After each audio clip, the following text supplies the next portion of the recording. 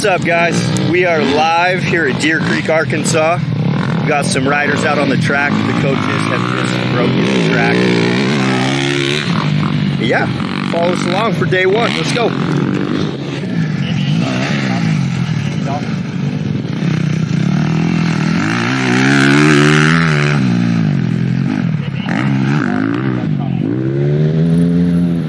Gonna walk around the track a bit. Go say what up to some folks. Yep, I'm gonna sweep a couple laps. We got Indy here. He's watching for me. He'll pull me off right at 10:15.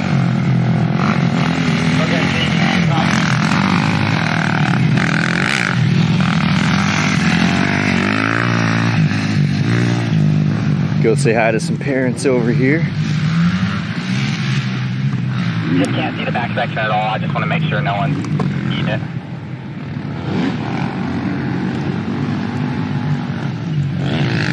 Pretty beautiful track actually out here. Pretty, some high points, low points. You see the riders out there.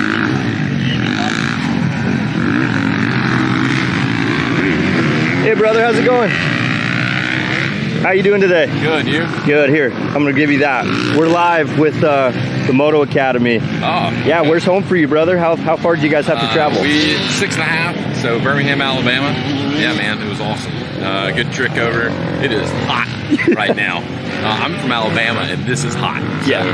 But hopefully later in the week it won't be this bad. So. Yeah, perfect. You got your boy out there? Yeah. Second Moto Academy. So we came to CGI. Okay. Loved it so much, decided to come back. So, yeah. It's a really good program, way more than I expected, to be completely honest. So Love it. It's amazing. I would definitely recommend this. Awesome. Thank you. I just can't find him. This track's so big. What was your name? Eric. Eric, it's nice to meet you, brother. Nice to meet you, man. Awesome. Yeah, we'll be catching you around the track. All right, cool, man. Hey, thank you. Yeah. All the way from Birmingham, Alabama. All right, we're going to take some strolls around the track. Say hello to some friends. How's it going, brother? Hot. Yeah, it's hot, yep.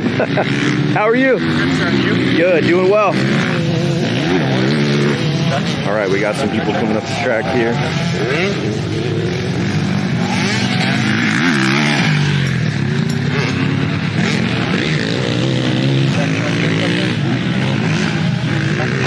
Check.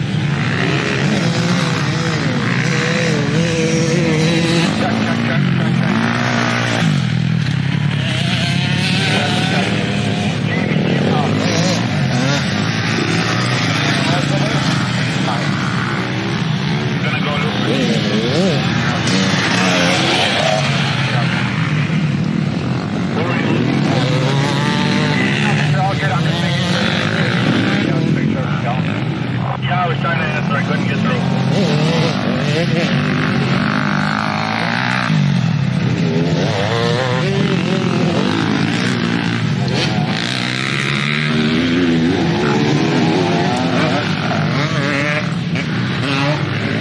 Does anyone know where he is?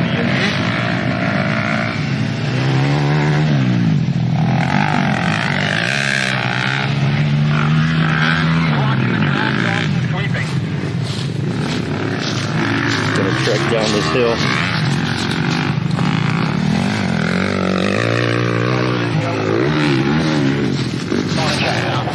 See if we can do this without dying. Oh. Make sure he has a phone or some sort of a clock. Okay.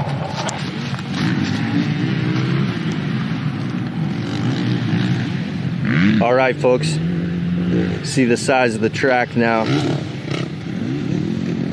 Check. Pretty big.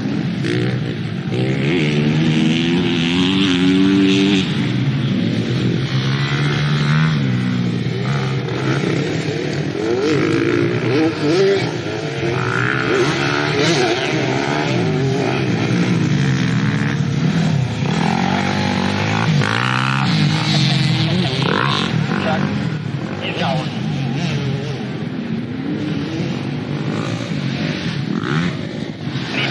These guys are coming off. When you pull them off, tell them 11 o'clock at the track.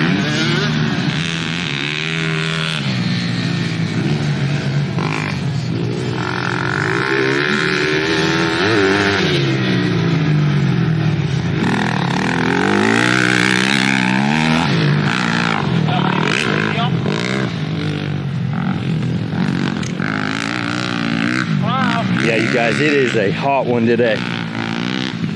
Woo! Why is Dawson riding? I was just gonna do a couple laps to make sure everybody's okay, like in the back of the track.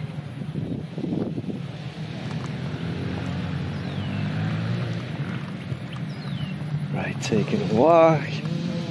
See some spectators up there on the hill. Sounds like we got some people coming up behind us.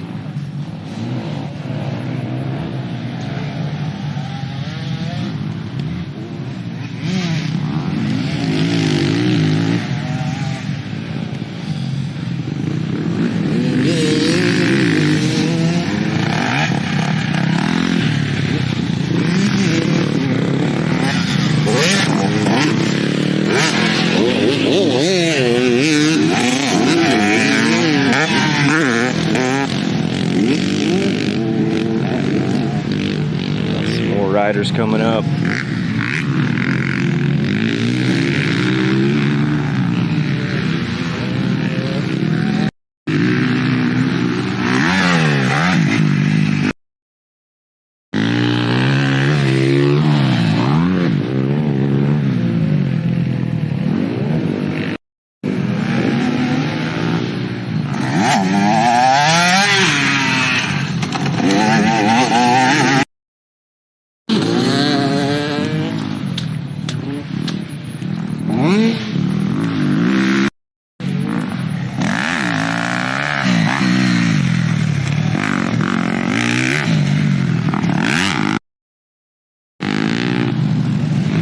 Got Coach Ty.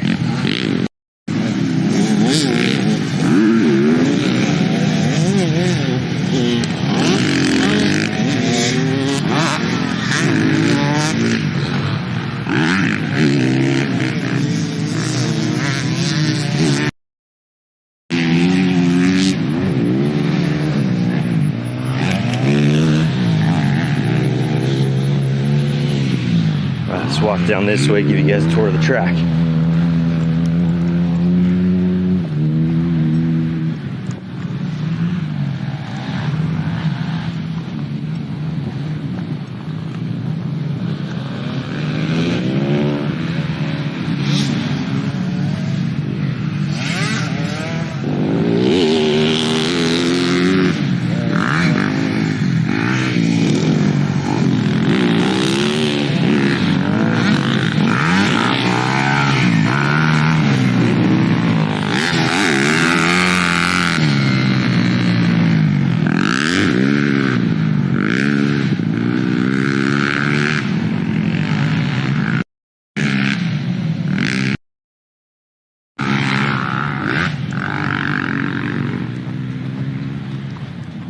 Just to give you guys an idea of how hot it is out here.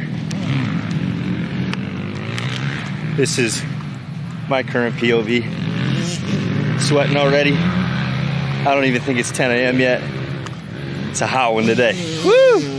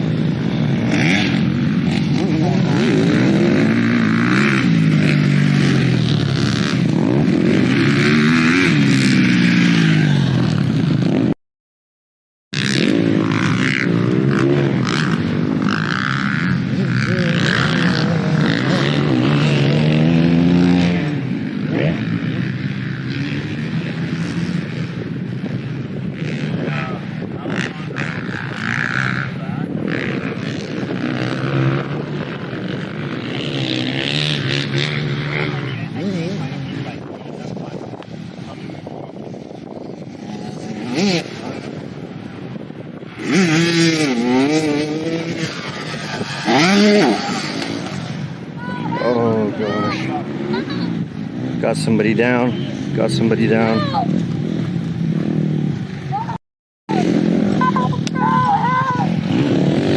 Got somebody down.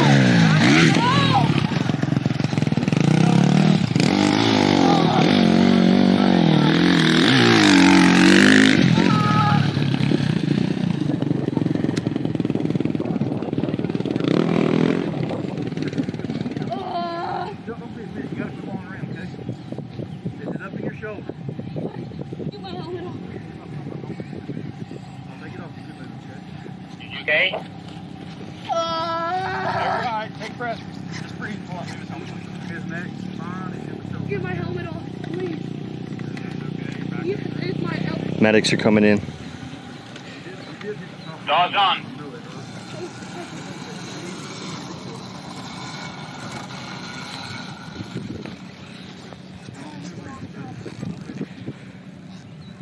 Right, the great thing about Moto Academy is we're always prepared. We've got medics on site, and Jamie's already here to help.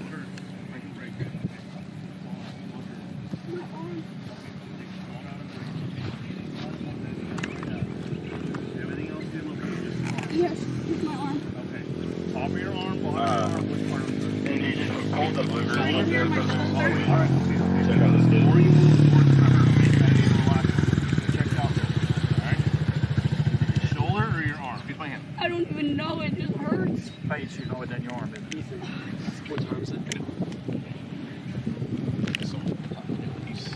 What did it touch the front end go over, or did he 10:20. straight up? And I thought I It's 10:20. Alright, take a breath. Can you squeeze my hand with this? Can you feel that? Yeah. Can you give me a little squeeze there? Alright. Mom and Dad here? Yeah. Here we are. All right, we've got Mom and Dad coming in.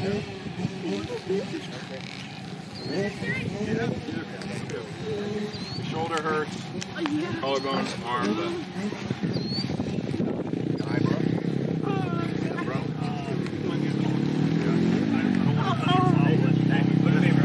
You gotta keep breathing. Just deep breaths. Okay? We're all good. You copied? Give me this one. All right, we're gonna take a break, make sure everybody's okay, and we'll head back up to the camp and we'll check back in. All right, and ingest. Right, you guys, little brother out there on the track getting taken care of. Jamie the medic's taking care of him. Mom and Dad are there, so we are all good. But I've got a special guest with me right now. This is track owner Mike here. He's the mastermind behind this brainchild of his that is Deer Creek motocross track. Mike, tell us a little bit about when you started riding, why'd you start riding, and then how did it come to this? Well, it was never meant to be this, that's for sure. So I just didn't have nowhere to ride, man, and you know, Arkansas Moto kind of was in a lull, to say the least, and built me a corner track, and then I was like, oh, let's buy a dozer, and then I was like, oh, let's buy, you know, and it just kept growing and kept growing. So over the last 5 years, we converted a ticket into what you see today. It's just out of love for the sport and doing what we do. It's about the community, and just out of all the sports I played football and everything. There's nothing like the motocross community. There's really not. Everybody's here to help each other, just like with this guy Rankin. 5 people are here getting him fixed up. So that's what it's about. Yes, sir. Awesome. Well, thank you, Mike. And I mean, it doesn't sound like the first time the Moto Academy's been here at the Deer Creek track. Definitely not. Yeah. When was the first time you hosted us? How'd that relationship kind of get started? 2022. So, and y'all been coming twice a year since. So it was more just reached out and we set it up and rocked it, man. Yeah. So we enjoy all the coaches. Everybody's doing a great job getting these guys where they can ride safe. That's the main part at the end of the day. Everybody wants to jump. That's what these youngsters do, and they got to get that form ready first. Yes, yeah, that's right, as we've just witnessed. So, no, that's awesome. Now, as far as events here, what's the biggest event you've thrown at this track here? Because, I mean, it's a pretty good-sized track. Every year we have a pro purse. There's always a weekend before the pro challenge out at Swan.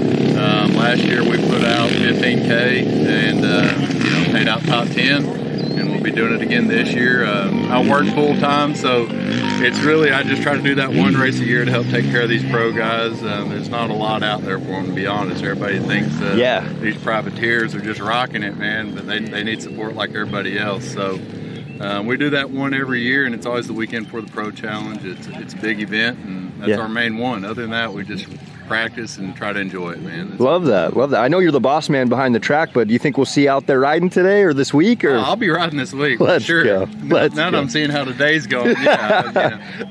I'll be jumping in, having some fun with everybody else. That's awesome. That's awesome. Well, thank you so much, Mike. Appreciate you. Thanks for letting us be here. It's an incredible, beautiful scene. I mean, I've been to a handful of camps now. This is by far the prettiest track I've ever been to. I appreciate it, bro. Yeah, appreciate it. no, love it. Thanks, Mike. Appreciate you, brother. All right, you guys, that's Mike, the track owner. We'll be seeing him around. We'll probably see him hit some doubles. Boom. Awesome. Thanks, Mike. Yeah, bro. Appreciate you, bro. I don't remember me. I was here. I'm gonna come check in with Jamie. We'll get some Medical update? Yeah, medical update, Jamie. Medical update for the... young man, just been a little mistake on the jump there. About twice here to learn that doesn't happen again. He's going to be fine. Probably a little bit hyperextension of the shoulder. Nothing serious, I don't think. He's going for x-rays just to be safe because we like to do things safe here. But I think he's going to be just fine. Awesome, Jamie. Thank you. And for the first-time viewers who are, tuning in from around wherever they're at, in fact, drop in the comments where you guys are at. But Jamie, kind of walk through how you got started with the Moto Academy, why being the paramedic has been such a staple at these events, and kind of your journey there with the Moto Academy.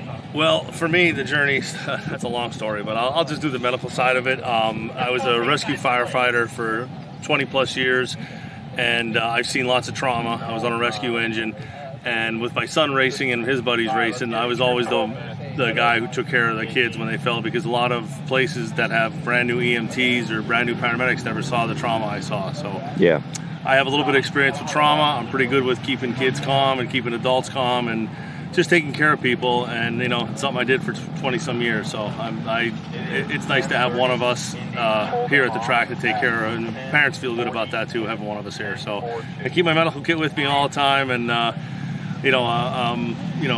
not a paramedic in every state, but I am an EMT in every state, so I can take care of the riders. That's incredible. I mean, I just watched you. I mean, that kid fell pretty hard, but and obviously, hopefully we're wishing him the best of luck and hope he's okay. But I mean, you were able to keep him pretty calm given the circumstance. Again, it's just 20 some years experience. When you see a lot of trauma, and there's all kind of trauma, because in the military there was trauma, but in the city where I was a firefighter, lots of car accidents, lots of bike accidents, lots of all kind of accidents. So as long as you don't panic, you're kind of okay. Usually if the person sees you panicking, they're going to panic. So I just make it a point that him and I are both going to be fine through this, and everything was pretty well. So he did a great job. He got up okay. I knew he'd be a little bit lightheaded because it's pretty warm right now, and he was probably sweating because that was one of his last laps of the 20 minutes. So he made a mistake. He thought it was the wrong hill. Not a biggie. Hopefully they're going to go get him checked at urgent care 4 minutes down the road, get an x-ray, make sure everything's fine.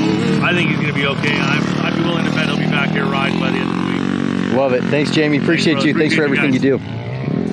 Awesome. You guys heard it from the man himself. All right, looks like we have our other groups out. So red group is off the track. We'll be tuning back into the tent here. We'll get ready for some more coaching, but we've got a group of riders coming back through here.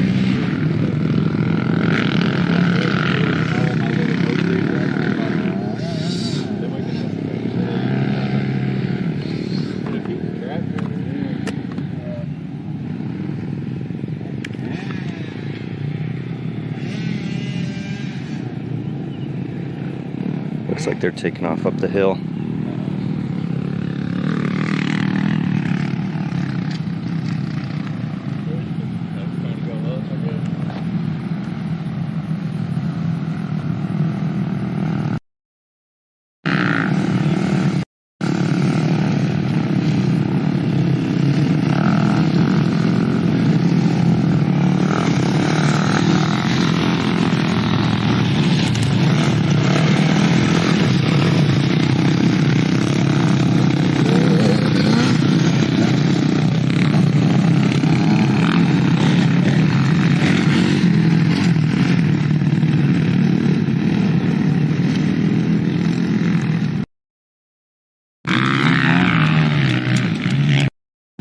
Let's go say what up to our other media guy, Ryan, here. He's responsible for a lot of the media passes, getting people those sick edits you guys see online. Ryan, how are we feeling today? Not bad, other than being pretty hot. I mean, I think we'll survive, but Yeah. we do have a smaller group. I'm sure people have already mentioned it on here that kind of have a smaller group this week, so that should be pretty fun. Yeah. But yeah, I mean, other than that, I think it should be a dialed week. Yeah. Have you ridden this track before? No, I haven't. I've been here once. I was here last like October, but I'm excited to try to get some seat time on this track. It looks super fun. So. Awesome. Did you see that crash just now? I didn't see it. Unfortunately, no. I was standing over there, but I wasn't looking in that direction. But Yeah. hopefully the kid's okay. Yeah. It sounds like he'll be all right. Yeah. So we're doing good. Awesome. Okay. Let's take a trip back up. This one here, or should I be somewhere else? If that would be helpful, for green would definitely be helpful. If you notice that track cut before going back in. I haven't seen it yet now. Before you hit that hill, What's the hack here getting back up to the tent? go straight across the track. Give that hill. Got it. Okay. I'll keep an eye out on that. Yeah, you can roll around. Well, chat, should we try to scale this wall? I did come down it. Came down it? Yeah. Fall, so let's try to go up it maybe. This could be a terrible idea. Maybe not right now. I don't want to get hit.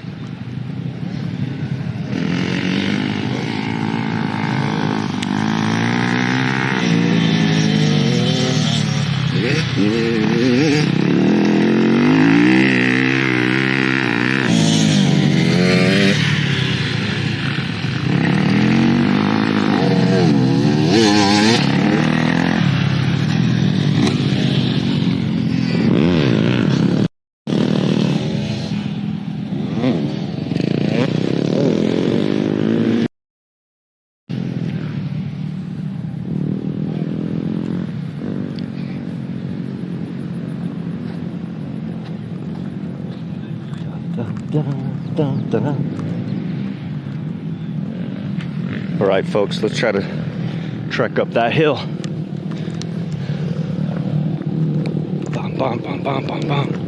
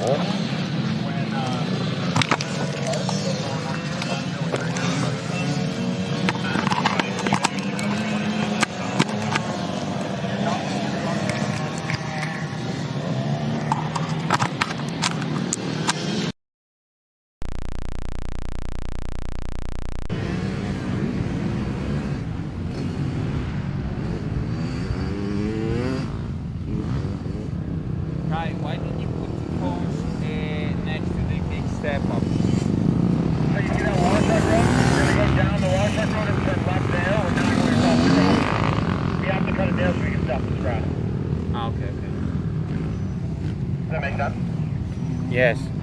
How we doing, Alessandro? Great. How are you feeling about the track today? Track's so fun. I don't want to coach. I don't want to work. I'm gonna quit my job and go ride for a week. There we go. You heard it here, folks. Can we have the truck work, God?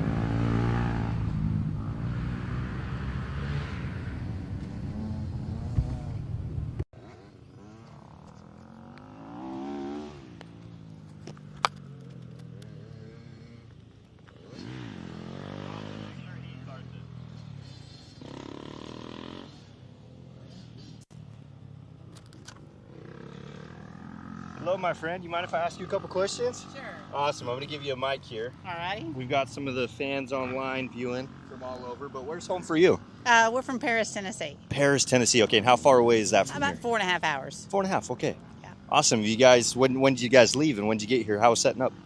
It was good. We left yesterday morning and got here yesterday evening, got checked in, and so it was a good transition. Perfect. And have you ever been to a camp before, or is this your first one? No, this is our first time. Okay, we got a first timer. Awesome. Well, what were your kind of first impressions coming into it? Were you a little nervous? It was really neat. I'm a little overwhelmed because we're new to this, but Yeah. yeah, it's really exciting.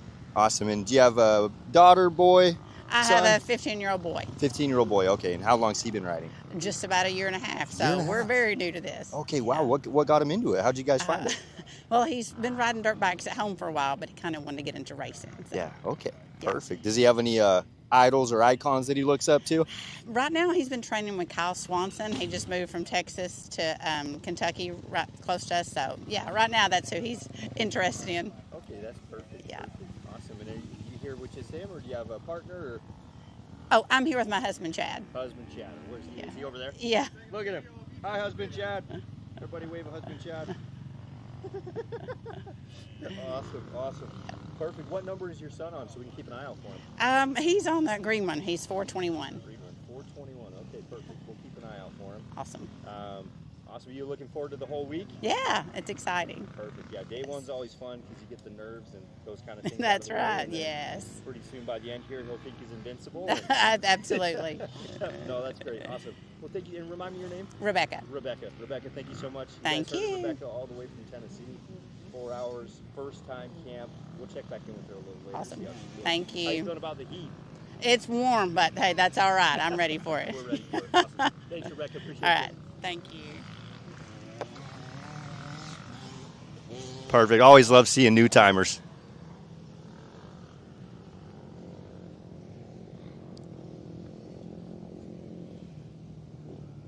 Oh, we got husband Chad over here. What up, Chad? I'm giving you the mic back. All right. How we doing? Doing well, man. Doing well. We got our kid I think they just went out on the track. I'm not sure. No, I'm not sure. Yeah, is your boy out there right Yeah. I think he's going out with the green crew. now? Okay, awesome. Yeah. Green group. That's Yeah. so good. How are you feeling? This is your first camp? This yeah? is our first camp with you guys, yeah. Perfect. How's Yeah. your what are like first impressions? Those are always important. Well, first impression, I'm sure my wife told you, y'all are on time. I like this. Yeah, not 10 minutes late, not 10 minutes early, on time. I like that. You know, you said you're going to start at 8. At 8, we started signing up. Yeah. How'd you feel when your boy came to you and wanted to get into dirt biking there? Oh, in fact, this is him coming up. Yeah, this is him. This is our guy right here.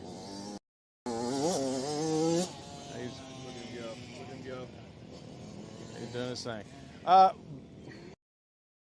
Get to ride dirt bikes as a kid. We're kind of not dirt bike people or not motorcycle people, so you know, we knew he wanted to get into it, and we got a trail bike, the little 140. Of course, that wasn't enough. We got to get something faster, two-strokier, and louder.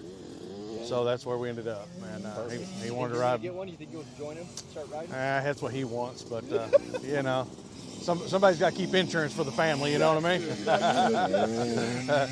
that's where I'm at with it. You know, I was like, I'll ride around with you, but I don't know about these dirt bike tracks. You know, yeah. Ride around. Who knows? Maybe by the end of the week we'll get you on. Yeah, probably. We'll see. Awesome. Enough peer pressure from the kiddo. We'll probably try it.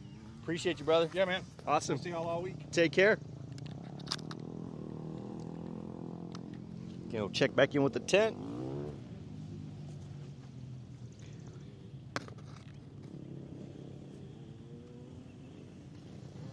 Actually, we're going to keep it right here.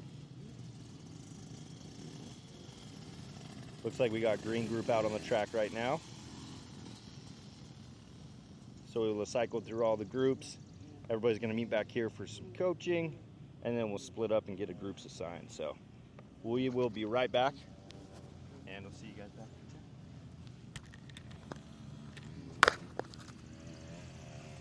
All right, you guys, we are back at the tent. We've got Coach Ty over there, getting ready to call everybody off.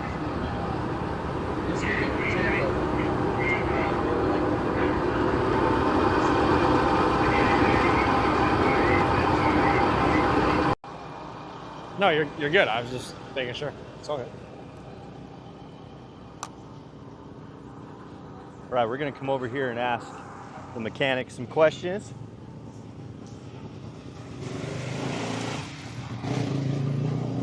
What's up, brother? How we doing? Good, good deal.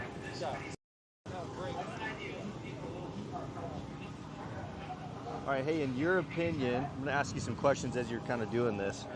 What are the top 5 things that people should be doing before a camp with their bike? Number 1, do a full service on it. Change your engine oil. Transmission oil is applicable. Make sure your coolant is topped off and in good shape. Adjust your chain and move it. Make sure your chain doesn't stay in place. Check. All right, guys. Can you guys hear me over the TV fine? A little bit better now? Perfect. I'll let everyone get over here. Give it another minute. And then we'll get to it. Probably a good idea to just take a look at your spokes and make sure your spokes aren't super loose. We still got a couple. I see Dawson. Yeah, we'll give it 2 more minutes and we'll get going. Yeah, those are kind of the big items. I wouldn't, the worst thing you can do is show up to camp and have a bike that's broken. If you guys are over, You perfect. want to start the camp with good vibes. Broken bikes are not good vibes. And then unfortunately Mondays we're real busy, so if you show up and you have a kind of a problem, you can't do anything to your bike before you came to camp. We can get it fixed, but it might not be until the end of the Okay, 185. Can you hear me back there? Okay, cool. Got it. Yeah, just make sure your bike is ready to go when you show up. Remember, chain, oil. I know we're missing a couple of faces, but we'll catch back up with them. How's the track? Good. Awesome. Track looks really, Thanks, really. brother. Oh, I was out there first. Appreciate you. It's fun. We'll It's see you probably around. more fun once it gets broken in. So now we'll break. That'll bring us up to lunch. Green group. Go with Alessandro and Jamie. I'll keep this down. Alessandro and Jamie to the track to the left. You guys can follow them over there once we break from here. Blue group will come with me to the start gate. We're going to do the left side of the main track. Okay. That means red group will do the right side of the main track with Coach Cade. We will break for lunch. We will meet back at the tent at 55 after, so 12:55. Okay, 12:55, meet back at the tent, and then we'll do more rotations. I won't speak too much right now because I don't want to confuse anybody. But right now, Coach Alessandro and Coach Jamie are going to the small track over there. Coach Ty and Coach Indy will be at the start gate. Coach Cade and Coach Dawson will be on the far right side of the main track. The rotation all week long, you'll start every day in the same, and it will be a clockwise rotation. So super, super easy. The things that will change throughout the week will be the coaches will change spots. Okay? Does that sound good? Any questions so far? Again, we're gonna really, really focus on standing. Anyone that has water bottles or any water at all, please bring them down to our section. We'll stop you guys in the shade and we'll stay on top of that. Anything from you? Yes, thank you. At lunch, everyone can meet here at 12:10. We're going to take a big camp photo. All of us in it at lunchtime. Does that work? At 12:10? Thank you guys, and thank you, Ryan. No, it's easier to do. Okay. Anybody on the team? Britt, are you good? Ryan's good. Anything from you? Yeah. Okay. Where is it? Down there across the bridge. Down, if you go down behind the pond across the bridge, food truck's right there. Perfect. Perfect, perfect, perfect. Well, stay on water. Let's have some fun. Everyone clear with where we're going. Okay. Any questions, you come back here or find your assistant coach. Sound good? Okay, let's have some fun, drink some water. Awesome. Thank you so much. Woohoo! You're so welcome. What's up, Ty?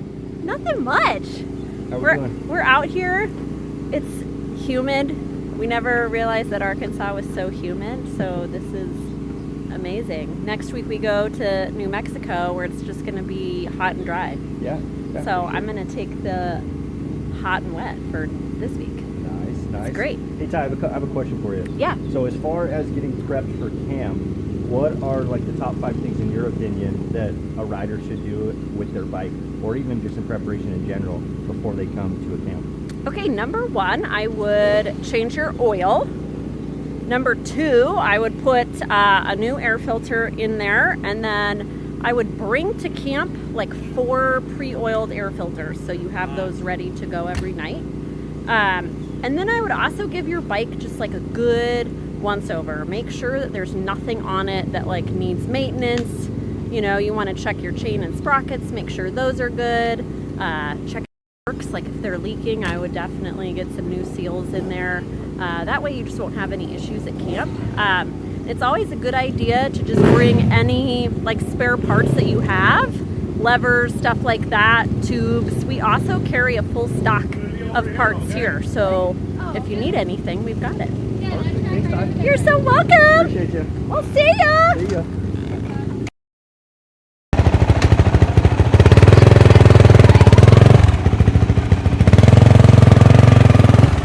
Ty got it muddy too. Here, put these on. Here we've got Miss Britt, one of the admins, and her 2 boys. Say hi. Ah, what up? That was such What's a up? neat thing to do. You guys' first time on a track, huh? It is? Yeah. Yeah, how we feeling, bud? Good. Coach Jamie said you were super brave. The jumps at first was scary, but nah, I got used to it. You got used to it? Yeah, I hit a big one. Yeah, you hit a big jump? Well, you're gonna miss time. Let's go get your helmet on. Oh. Yeah, there you go. Got it. All right. Awesome, Mom, just helping us get strapped up. That's right. Gray, I have to buckle your helmet. Chin up. How about you, Gray? This is your first time on a track, yeah? Kinda fish. Kinda-ish? Cause our yard is technically like a, yeah. It's not. It's a beach. Well, how are you feeling? How are you feeling about everything? Good. How was your first ride around the track? Good, I took a wrong turn and, yeah. Took a wrong turn? Yep. Hey, you know what? That'll happen. You'll get pretty used to it, though, by the end of the week, huh? Yeah. Yeah, awesome. Thanks, bud.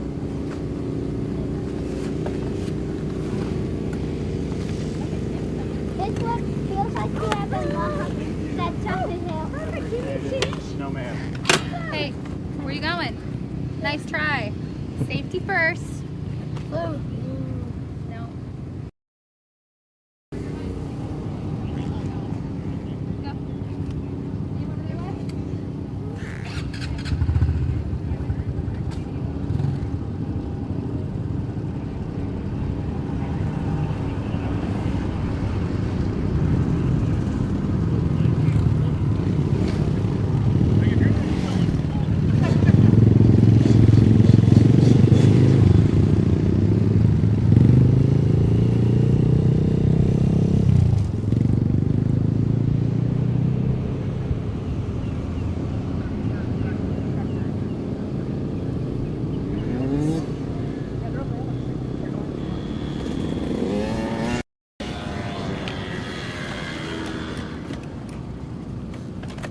Awesome. How we doing today, folks? Doing great, yeah. Perfect. Definitely hot, yeah. Yeah, feeling hot? Oh yeah, Yeah, you guys are some of the first ones up and ready to be checked in, huh? I think we were among the first ones to get here. Yeah, we remember staying pretty close by, and so. Yeah, awesome. That's incredible. Yeah. And what was your name? Jason. Jason. Nice to meet you. Is this your first camp? It is, yeah. We're pretty new to all this, so first time coming out here for something like this. Okay, yeah. And how was your first impression of the camp?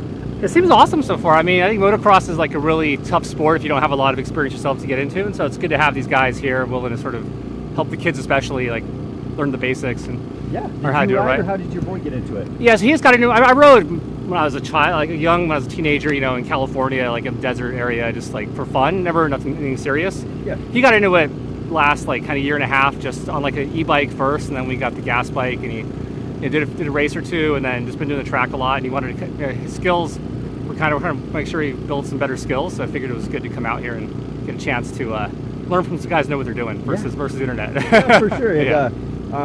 How far is home from you? We're in Atlanta, so it's about 8 hours ish. Okay, wow. Did you guys fly or drive or? We drove, yeah. Drove. Okay, perfect. Is this your guys' setup over here? No, we're actually right here. We just brought here. it with like the small bike, the easy sit. Perfect. Go, there like you go. Little trailer hitch. There you mount, go. yeah. Awesome. Is this the farthest you've traveled for something like this? I mean, my daughter is like a very serious equestrian, so she's got all over the country. But for him, yes. For anything like for the younger, my boys, this is as far as we come for any kind of kids sport, you know, for the younger guys. It's incredible. I also always like to ask the dads that I talk to, you see yourself getting on the track later this week with him, or? Those days are gone for me. Like my knees are not that good anymore, you know, but I kind of like to watch. That'd be good, yeah. I mean, we'll see. If he keeps going, I might need to get myself a bike and like do trails with him, because you can't let him go on the trails too far by himself. But I'm pretty happy to stay off the track and kind of. If there's other guys here, pros here, that can watch him. For sure. I'll leave it to them. Yeah. Awesome. Well, thanks for telling us a little bit about you. Yeah, of course, man. Boy here. So remind me, how long has he been riding? I mean, really about a year, I'd say. Yeah, okay. Not that long. Yeah. What a better place to be than the Moto guys. This is awesome, glad man. You guys are here. This is great so far. We'll check back in with you guys, and hopefully you guys have a great time. And sounds good. The heat's not too terrible quite yet. Hopefully, if the clouds come in, it'll be a little better. But yeah, it's actually not that bad. It's manageable. Yeah, perfect. All right. All right, cool. Good talking to you. Yeah, thanks. Appreciate you.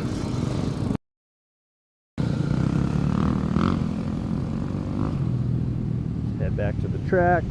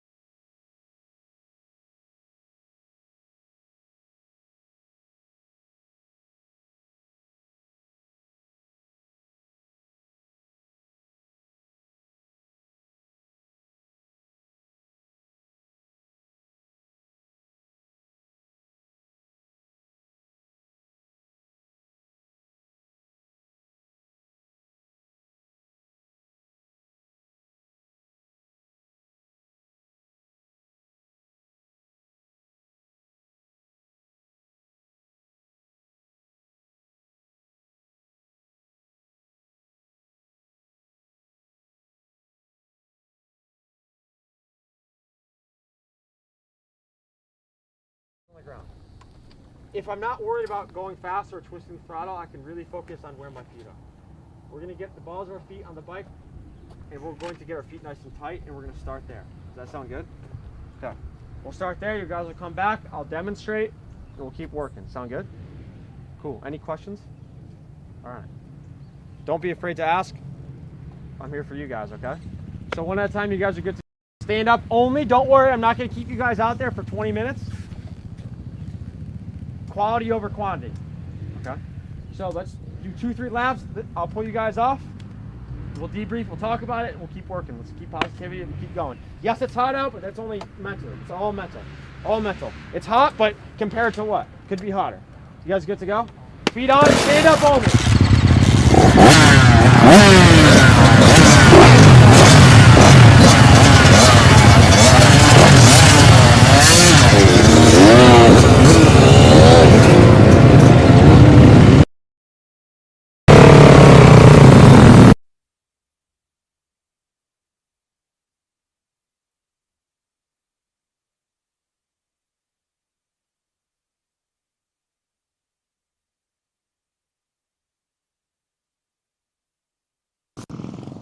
Perfect.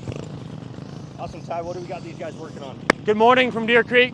Today is day 1 of 5, and today is stand-up day only. We're going to build a good foundation, a strong foundation, so that way they can go into tomorrow being seated in corners, and stable, safe, and comfortable. This track is amazing. It's very, very, very humid and hot out, but I'm keeping them positive. I'm staying positive, make sure the team's good. I'm having fun. I'm blessed. Very lucky to be here, and well, fortunate to be here. I wouldn't say lucky. I don't really believe in luck. Every single thing that's happened in my life that hasn't been good has had something that caused it, and that's not luck. That's being conscious of your awareness. I feel like that's called manifesting, right? Well, yeah, tell us a little bit about what they're doing, what you're looking for on the Okay, track. so specifically right now, I tasked them with standing up only and keeping their balls of their feet on the pegs and their feet tight. This is perfect. So I'm watching for their foot placement. I'm also watching to see if when they get into a corner, when they get on throttle, if they're being reactive or proactive. This is good right here. He felt his foot slide forward and slid it back to the balls of his feet. This is good. 112 is looking very, very good too. The beauty of this is I task them with 2 things and they're doing both things amazing. If I task them with 5 or 6 things, could they do it? Yes. At once? No. Andrew. Toes are pointed a little bit out, but good. They're against the frame at least. We can work there. Mike is doing good. His feet look great. 263. His feet, though, looking good. I want you guys to pay attention to him because his heels are elevated up and his knees are forward. We're going to fix that. This is good. How are we doing, Andy? We doing good? Yeah, we're doing good. How are we feeling? Good? Good. Thanks for the help. 427 Ducati. He was at an Oak Ridge camp with me about a year ago. Look at his feet, guys. Wow.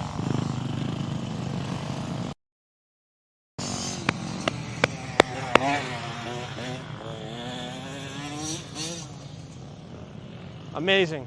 Indy, what are we seeing so far? Most pretty good. I noticed Kawasaki 250. I don't know where he is, but he could definitely drop his heels. Yep. Agreed. And I think this kid, was that him or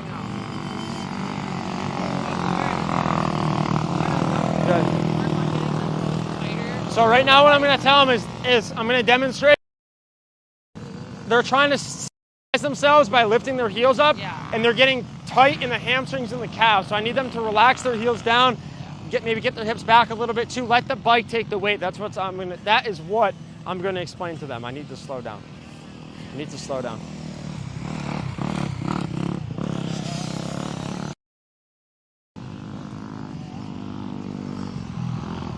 Move too fast sometimes, I catch myself. Gotta slow down.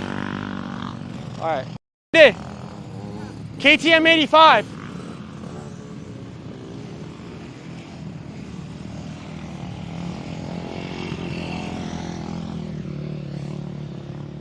Chat, how are we doing? I don't have access to the comments, but one thing one piece of feedback I got, I was talking to some people that do live streams and stuff, and they said always entertain the chat. So I'm trying to entertain the chat as much as possible and keep you guys here with me. Yeah. Yes, all of them. We got to get out of the sun. Great work. Great. So yeah, it's interesting because it's two perspectives. It's cool. This is cool. Everything I do, I feel like is cool. You know? You got to be here to see it. It's hot. It's so hot. Hey, mister. Stopping this TM kid, you can start stopping him.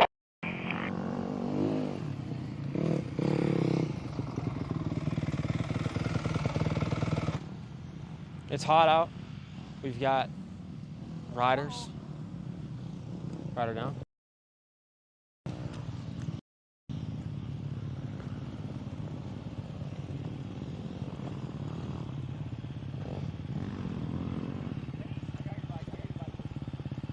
Are you okay?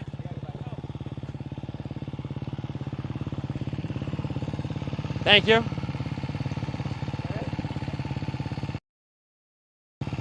Thank you. Grab 10 golden stars from the trailer when you go back. Okay. You good, mister? Okay, you're doing great. So just go around and we're pulling you guys off now. You're doing great.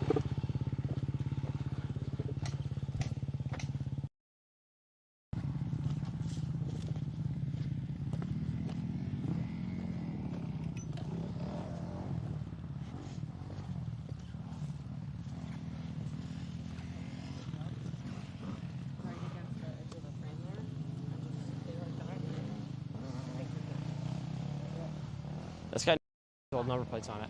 That's got Thrasher's old number plates on it. Or am I wrong? Huh? That's got Thrasher's plates on it, yeah? Oh, funny story. I just bought them from MX Locker. Yeah. That's hilarious. Those are from 2021, probably? I was going to have March, but they didn't ship. The club set? Yeah.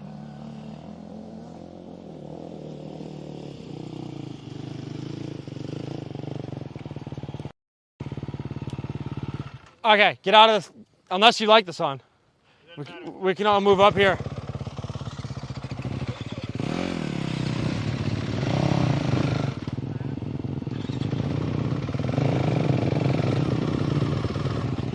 Okay.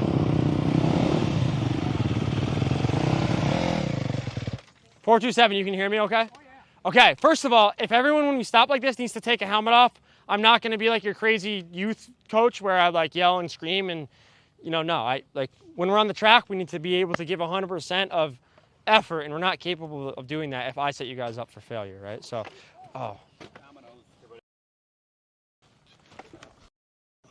where'd your helmet? Did someone's helmet drop? No. Did you hear something? Okay. Okay.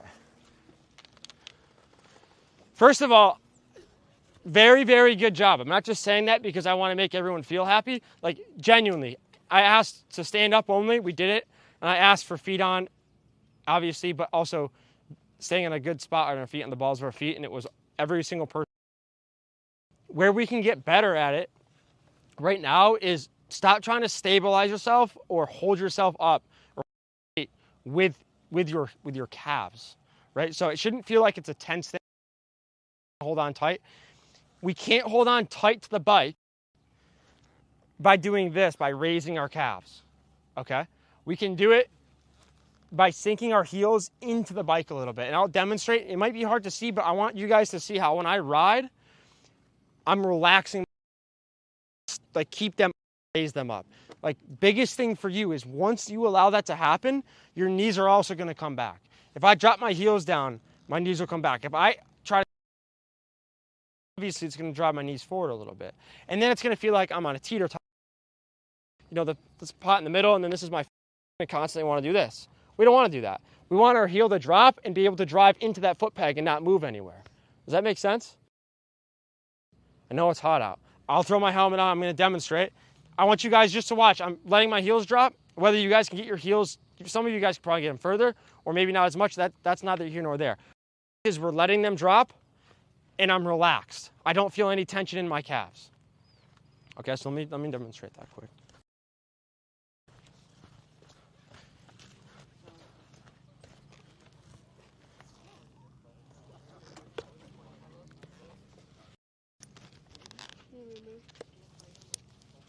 Ethan, do a good, like, I'll talk as I'm riding. Okay. So this could be a good clip here. Now, I'm going to demonstrate standing up, letting my heels drop, and they'll be able to see where my knees are as well. So guys, watch where my knees are. Be mindful of my foot position, my heels, and where my knees are. I'll demonstrate one time correctly and then one time incorrectly so you guys can see the difference. And then I'll explain quickly and we can go again.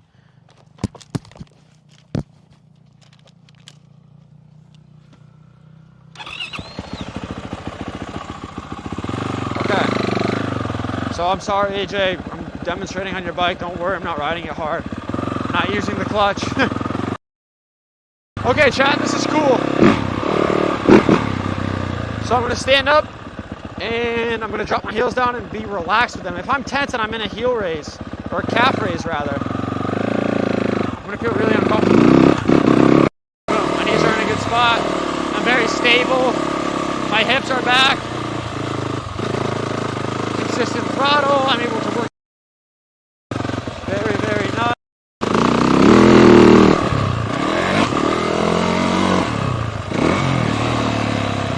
Little anterior pelvic tilt.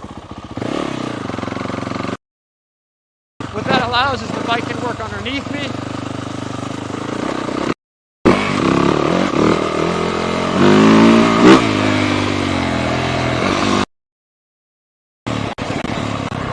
Your suspension's awfully stiff, mister.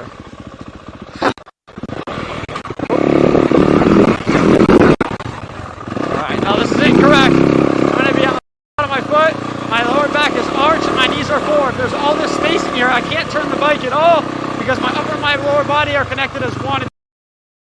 This is going to make me want to turn the bike with my arms and not my legs. It's very difficult to do this.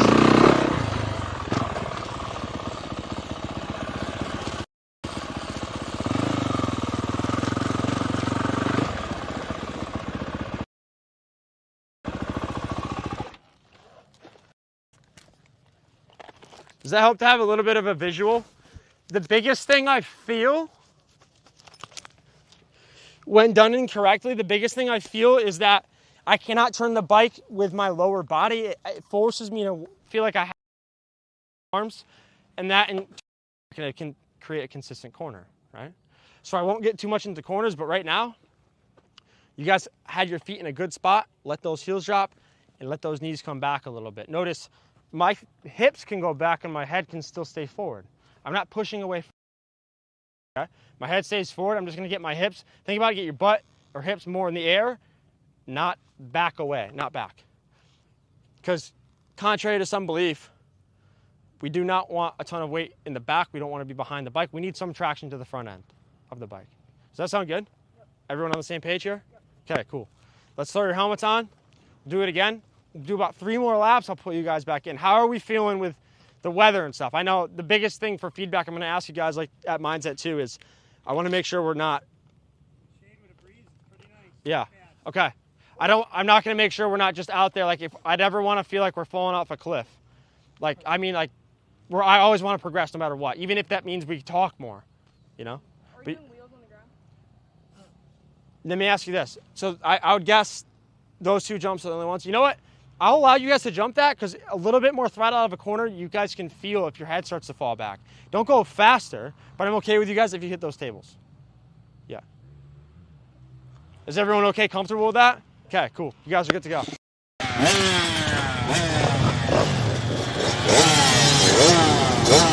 Warm out. It's quite warm. So, Ethan, could you hear riding? Could you hear me talk? Could you hear me talk when I was riding? Yeah, it's a little choppy when you get out of the surface, but not too bad. Okay, so in here it was good? Yeah. Okay. I wish I could see the live stream comments. I wish I could see the comments, but I can't, which is okay. How you feeling, Ty?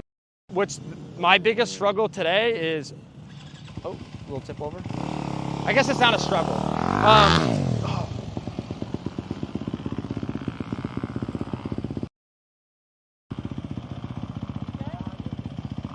He's good.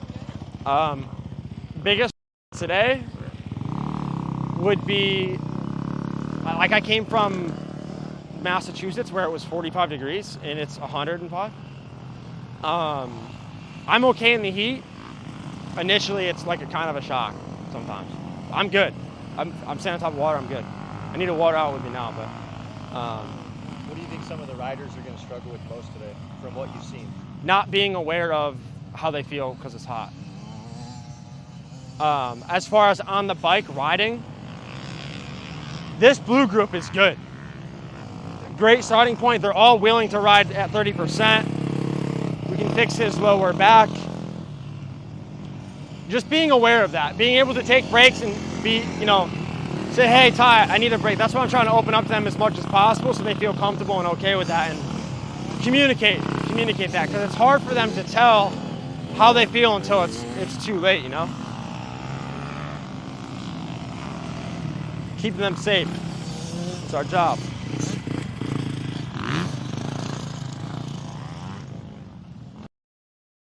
Ducati's riding around in, but I notice he's shifting down and it's uncomfortable for him. So he can go up a gear in certain spots, but then down a gear in others. He's in the wrong gear in some places. So biggest thing now I'm seeing is the lower back and the knees. Mike's got it down good. Vlogging. Yes. Yeah. Is it a rich vlog or a lean vlog? He don't know. It's a vlogger.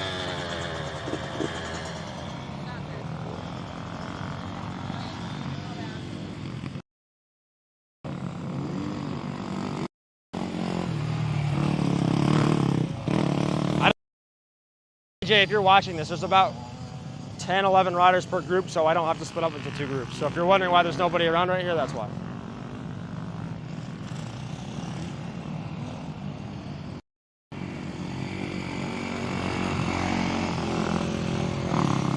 So far, he's got the best form. Him and Mike.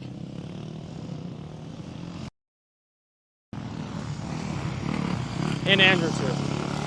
218, that's much better. It is 11:30. Okay, I gotta get a video. I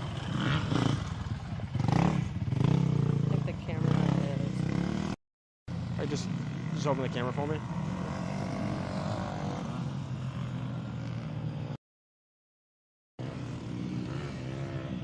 Want me to hold it for you? Yes, yes. Ready? I'm Coach Ty from Deer Creek. I've got Blue Group. We're working standing up only, focusing on our lower body and making sure our upper and our lower body are disconnected so that way we can turn the bike with our lower body and not so much our arms. Yeah.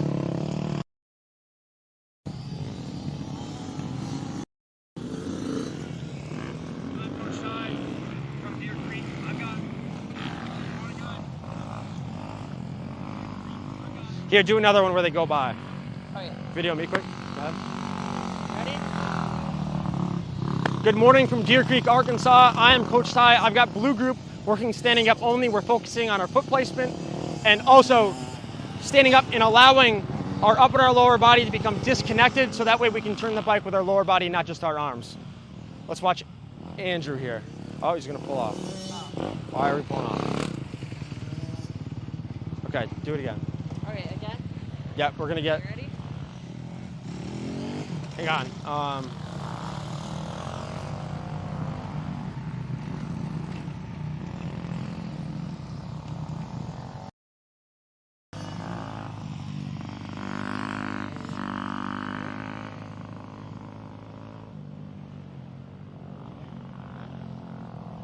Here, we'll get it. We'll get when he comes by. Why is everyone stopping? This guy's pulled off, they think. We should just call them if they don't see. Yeah, yeah. Yeah, guys, if one person stops, everyone else doesn't have to pull out. But good job. We're doing good.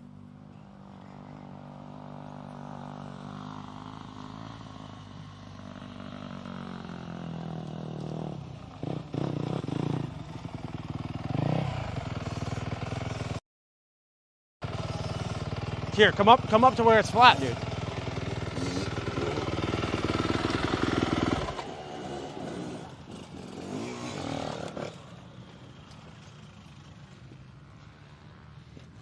Okay. Better. Oh my God.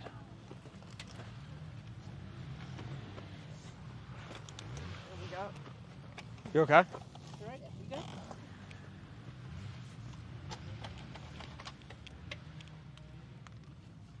Okay. Okay. How do we feel? Feeling okay? Okay, I know it's warm. Oh, those are yours. Sorry. Okay.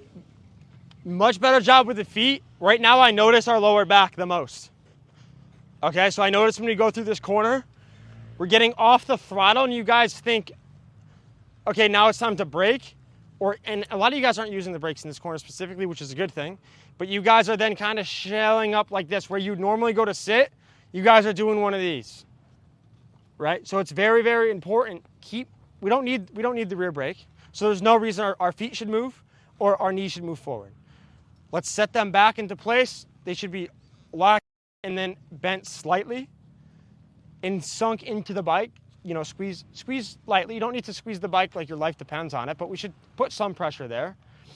And allow yourself to feel your legs extend backwards and extend up. If you feel crammed or you go through the corner and you feel uncomfortable, there's a good chance we're doing something incorrectly, because it shouldn't feel super. We shouldn't feel crowded like this. Okay? We should go from this to open up. Open that chest up, get your chest up, and our lower back should go from here, scared dog, to a little bit of arch. I know it looks silly, but it's helpful and it's true. Okay? We're making good progress. What time is it? Okay. How are we feeling? Is everyone good? Okay. We're gonna go again. We'll do 3 more laps. If you need to pull off on your own, that's fine, but if you see one person pulled off, that doesn't mean I'm pulling everyone off, obviously only if I do this. Is that last lap or is that pull off in front of me? Right, pull off right here, it's fine. Yeah. Just based off where I was stopped. So yeah, if you guys want to do one more, it's a good call. Yeah, that's fine. Thank you. Okay. Any questions? All right. Let's do this too. Let's take away in this corner as well. I'm not saying you guys were using too much of it, but let's just take away the rear brake. Our feet are in a good spot. I don't want to have that as another variable. Okay, I don't want to have our feet moving around and then our knees move and then we have to correct 2 things at once. We don't need any rear brake anywhere. We're going slow enough, which is a good thing. We don't need it. Get those knees back and take that chest from down and think, I'm going to go from chest down to chest up. Sound good? Okay, let's do it again. Good job, guys. You're doing great.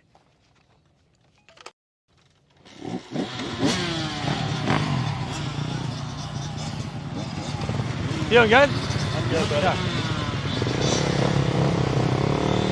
Is this bike brand new? Pretty new, yeah. Yeah, sick.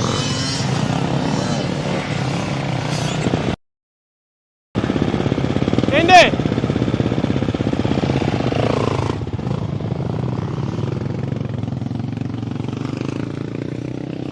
All right, let's try this again. We're gonna do it before he comes by. Before Andrew comes by. Kick down, right? No, Andrew's on the 322 Honda. Okay.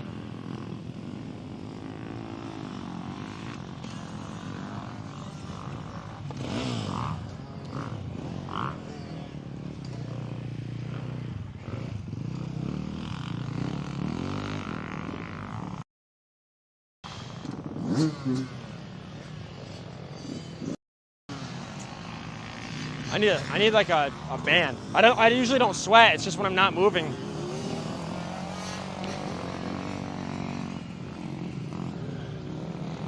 I feel like I'm back at MTF getting sweat in my eyes.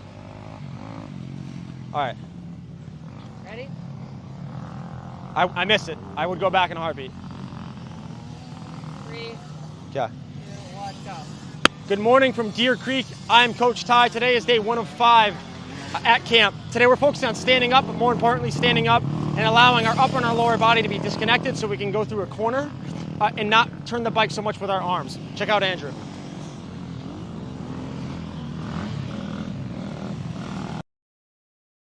Amazing. Amazing. Upper and lower body are disconnected. We can pick the bike from our legs, not just right here, not so stiff. Come to camp. How's that, good?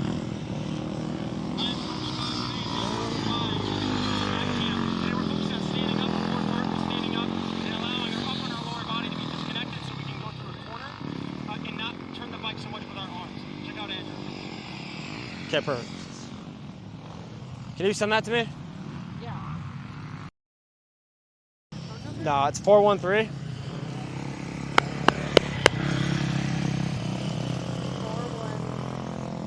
464. 464. 50. 50.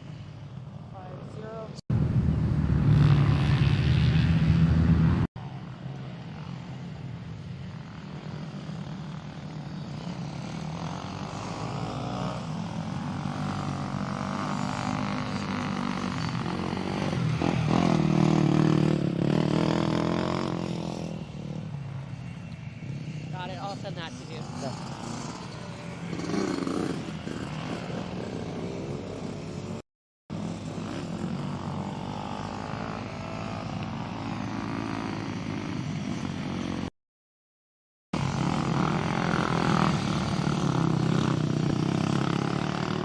Much better, 218. Ah, very nice. So now what he can focus on, guys, is he's standing so much upright and taller. It's so much better.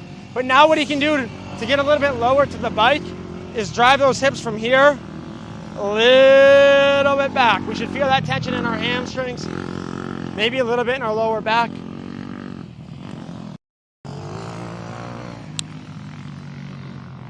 Five, 2, No. 1, 2, 3.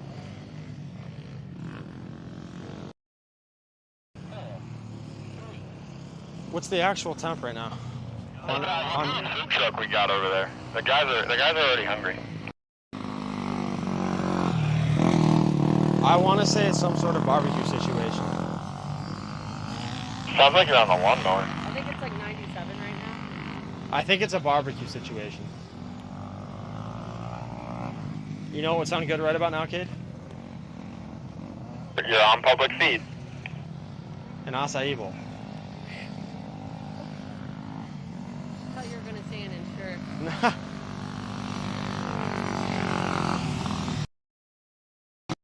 Yeah.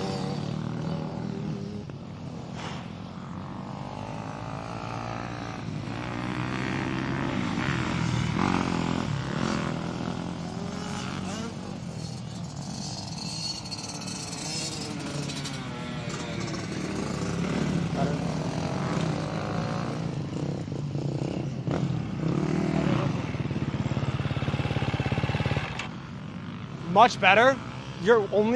My biggest critique right now would be don't let your toes rotate out a little bit. Sometimes they just, and then your knees follow. If your toes are rotated out a tiny bit, your knees are all.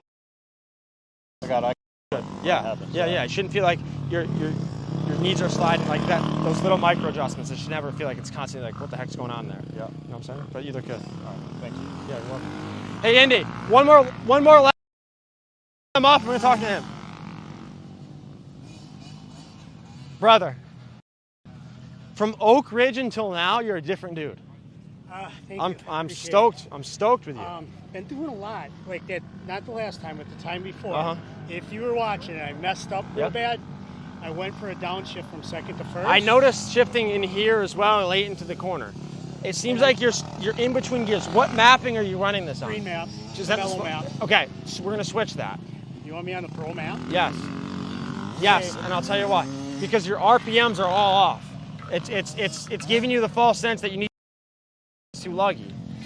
See, that's the thing about this bike too, compared to my Yamaha, is single pole with damn near 12,000 RPM. This bike So is not even the same. It's not even the same class as that so Yamaha. I can wind each gear more. That's why Yes. I was going down to first. Yes. So I can stay smooth all the way through there. I would and not shift. I would go. Let's go the more aggressive map. Second gear will be early for this session too, or just the after? just the afternoon one. This one we can stop at 12 o'clock for lunch, and then we're gonna do the team photo at 12:10. Okay. I'm still trying to find myself on too. You know. So I'll try red. Next we're gonna time yes. Don't be scared. Listen, this can control the characteristics, but this controls what the characteristics do, right? So I think a gear higher in that map will allow the bike gear higher is more smooth than a gear lower. A gear lower is just not going to have as much top end. Gotcha. I'm here Killing to it. learn. I'm here to You're try. killing it. No. I want to play with these maps in this track. For anyone with this, or question, what bike should I get? You got Ducati 450. This I think bike is one of the best 450s out. I think this bike's amazing. Of course, maybe I'm a little bit biased, but yeah, amazing. It's capable. Yes, capable of everything. It's not just people have this perception of this bike like it's some crazy like race. It's fast, but everyone can ride it. Everyone can ride it. Yeah. Oh yeah. Oh yeah. Do you want me to try it in the higher map and see? Sure. Okay. Let me switch it.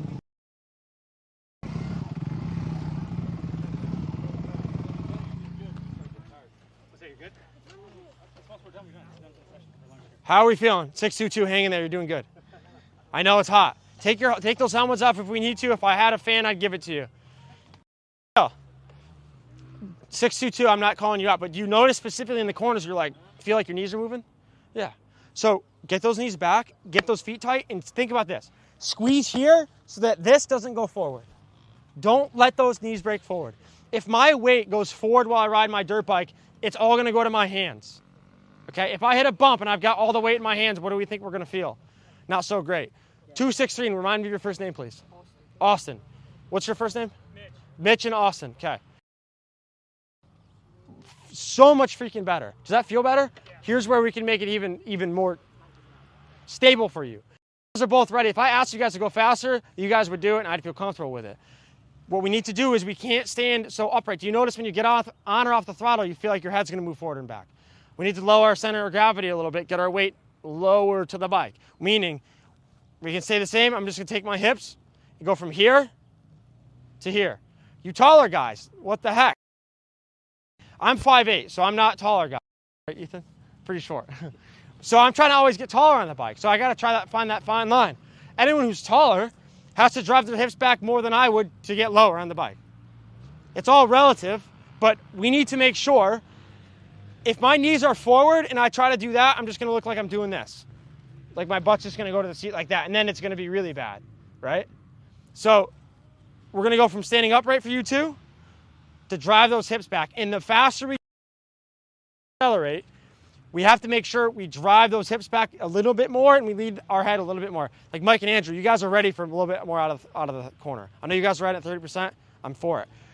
You guys are ready for that, especially with the timing of. You guys are ready to be super, super precise, leading that head forward before we get onto throttle. And you guys look good. You look good as well. Biggest thing for you two, I'd say similar to Mitch and Austin. What's your first name? Garrett. Garrett. Okay. You guys are also a little bit upright, but we're also behind the bike when we get on the throttle. So lead with that head on the throttle, and we're in a stable position. Let those feet get a little bit loose. Sometimes there's a little bit of like micro movements I see with your feet or your knees specifically. Get them tight to the bike. If there's contact, they won't slide as much. And don't feel like you got to squeeze that bike with our knees so hard. All right? Good job. Doing good, Ashton. Any questions? Andy, do we have the time? Yes. It is 11:47. Okay, perfect. We're going to do one more time through. Good job with the no rear brake. We can make those adjustments. Let's get after it. Sound good? We're hanging in there strong. One more time through. We got this. We got this.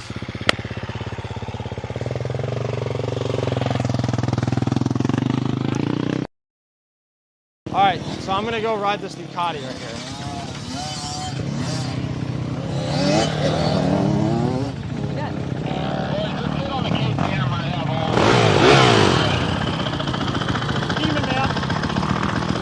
that mean? That's the traction controller's on. Turn that off.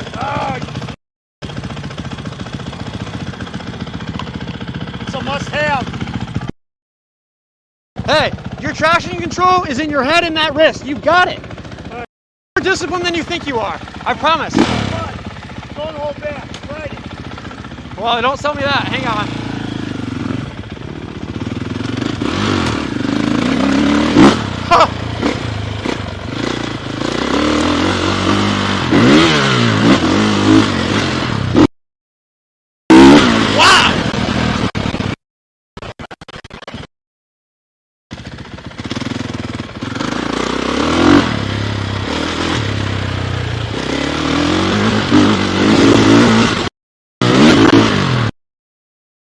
Getting nice and broke in. I'm feeling comfortable.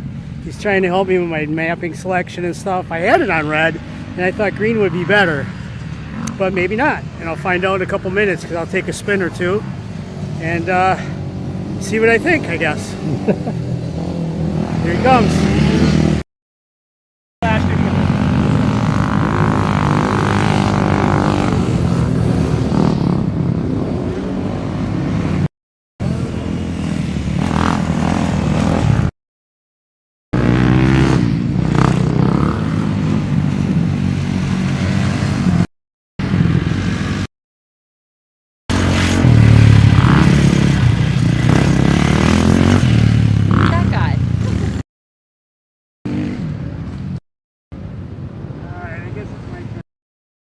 Out there.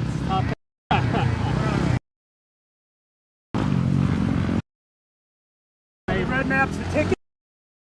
So it's gonna have more, but it's gonna be much smoother. Okay, in my opinion. Your front brake's a little soft.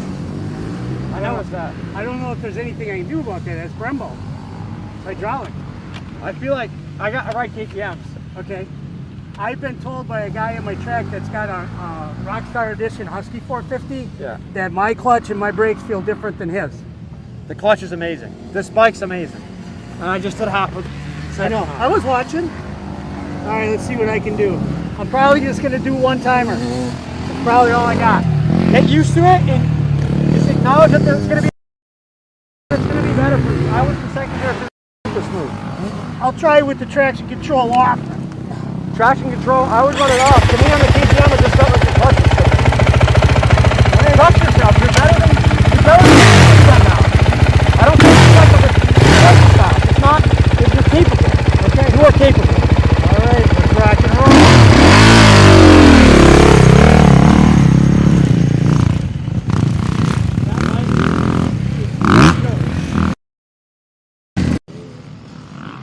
So that's a Ducati Desmo 450.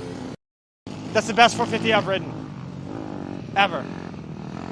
And I just did half a lap on it, by far.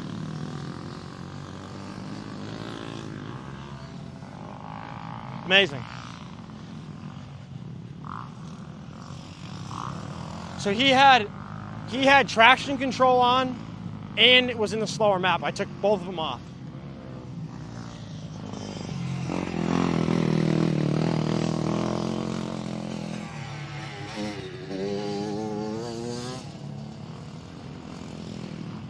It's hot out. It's warm.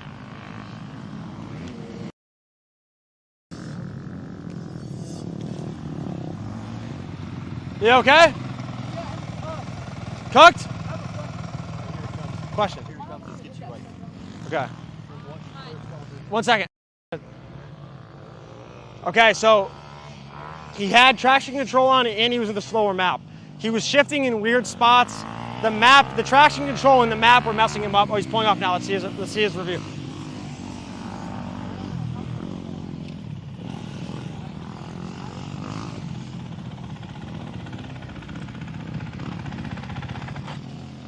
I could feel the difference on the red map, and I could feel the control a little bit.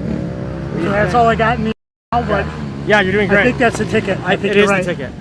It is the ticket. You got on it good. I was watching you over there. I was like, nice. Very nice. Okay. And you look stable doing so. So yeah. I'm comfortable with you in that. It's coming. This bike is a lot. It's not like a Yamaha 450. No. This is my favorite 450. I've got 11 hours on it now, and I had my YZ since late 18, and I started riding in 19. So that's the only bike I've ever known for 130 some hours. So 10 on this. This is, What do you think what do you think you like better? Oh, I'm selling the YZ. Yeah. Oh yeah. Yeah. So cool. Awesome.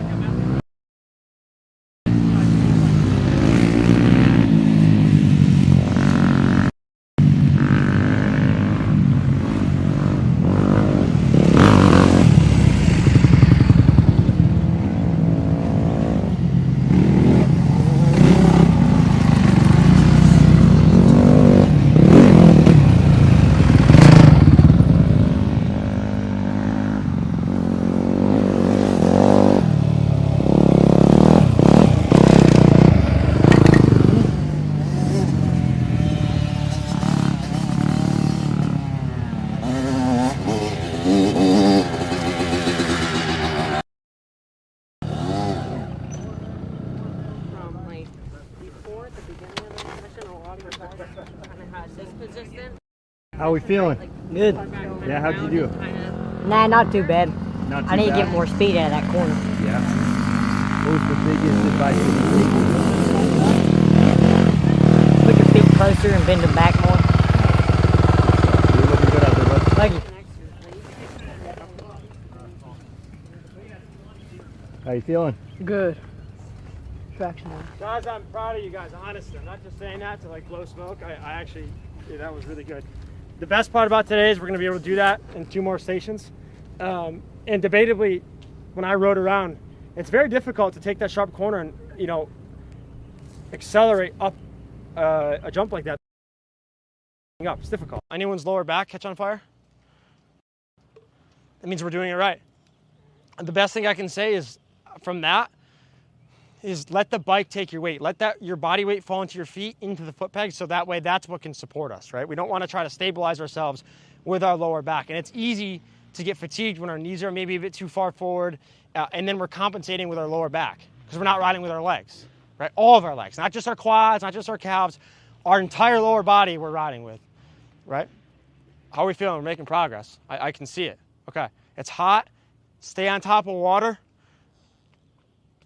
How are we doing on, is it still on? Okay, good. It beeped, so I was like, I don't know. Time? It is 11:56. 56.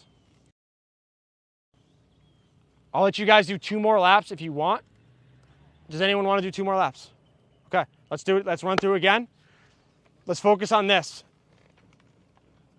Oh yeah, 260 on those jumps. No throttle. Once you start going up the lip, don't get on the throttle because that's why you're coming back a little bit. Your head's falling behind. So to that point, throttle. Let's focus on the small stuff. That way we can progress with it. Our feet look good. Let's get those knees back. 622, and there's one other. 112. It's not bad. I'm not calling you, but it can be better. And you guys are capable of it. Right now we're here. Leave hips centered right like this. Not that, but bring chest up. We don't want to have our chest aiming down. Then my eyes are down. Chest goes up. Sound good, guys? Hang in there with me. We got this. 2 more laps. Finish strong. If you don't want to do it, stay right here.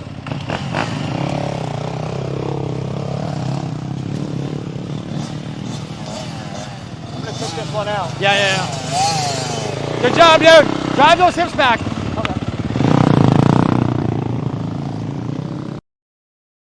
Focus on that lower back right now. So here's what we're gonna do. Here, I got the. Stand up on the bike. Okay. Okay, good. Now, hips back. Okay. Indy, I'd say that looks pretty freaking good right there. How's his lower back? I can't see from this angle. It's kind of around it. So Okay. Unlock. So like. Yeah. Kind of try Hold to this do front this. brake. Hold this front brake. Okay. Bring your chest up. Okay, now just bring your hips back. Uh-huh. Yeah. Do we feel that? Okay, elbows up a little bit. Can you bend your knees slightly? Perfect. Yeah. Okay. Now, as we get more comfortable, we can drive hips back. Nope, keep that head forward. Just get lower. Yep, but that lower back's rounded though. So chest up. Nope, see how we're still rounding? Just the chest. Leave this here. Here, wait. Indy, let him get his. Bring this. Chest up, chest up, chest up, chest up. Leave your butt. Leave your, like, poke your butt out. Leave chest up. Yeah. Chest up, chest up, chest, chest, chest, chest, chest, chest, chest, chest, chest, chest, chest, chest, chest, chest. Okay. Right there. Ride like that. Can we try that? Okay. I want to try to stay here with our elbows open. I'd rather you standing up super tall. Here, now, open your elbows up a little bit. Good. Okay. I got the bike. Okay. Open your elbows. Okay. Good. Head forward a little bit. Can we try to ride like that? Right now we're standing tall, but that's so much better than standing. You get lower and then doing this. Do one good lap. Finish strong with one lap. We got this together. Come on. Let's do it.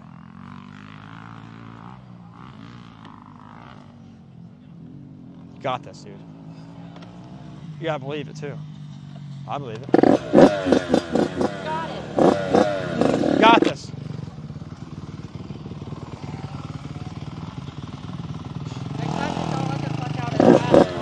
He's in second.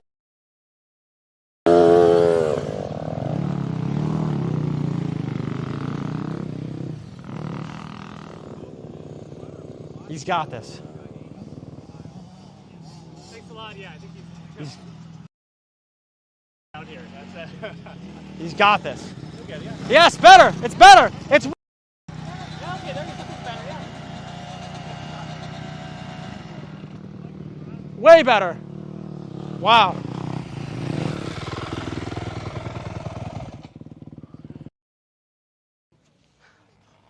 This is really cool.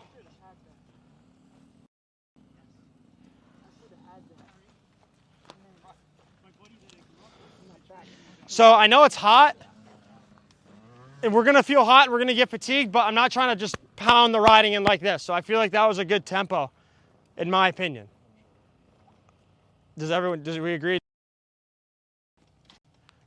Okay. The smaller group size, I love doing classes and camps with like 30 people in a group, but this, I don't think I'd have it any other way right now. I really wouldn't. This feels like a one-on-one experience with every single person here, to be honest with you.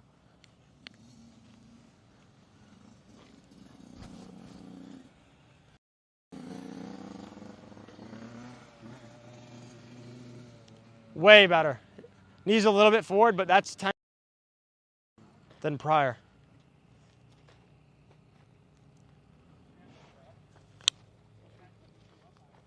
Hey, if anyone has eyes on track owner, could you let him know to see me or if he's planning to water?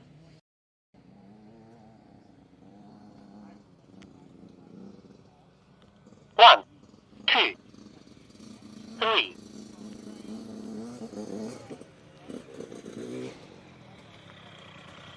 Dude, that was way better. Does that feel better? Awesome. Way better. So guys, 12:10, meet at the tent for a photo with everybody in gear, no bikes. Sound good? 12:10 at the tent. Thank you guys, great job. Don't ride the track, they're down there, just go back to the pit.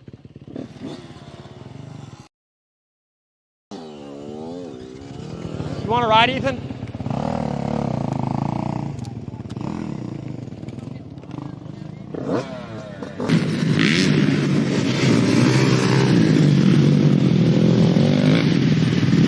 Go, go.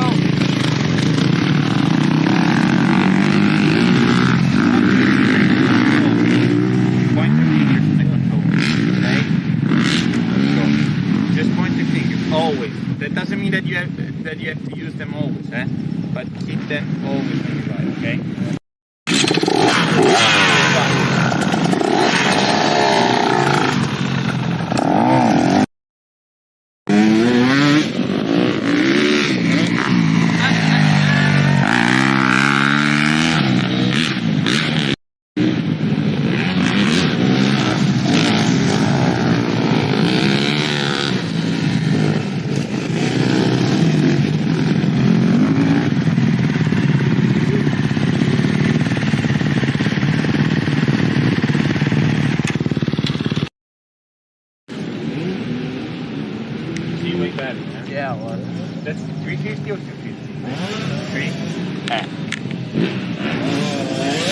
especially with the 350, you can use higher gears.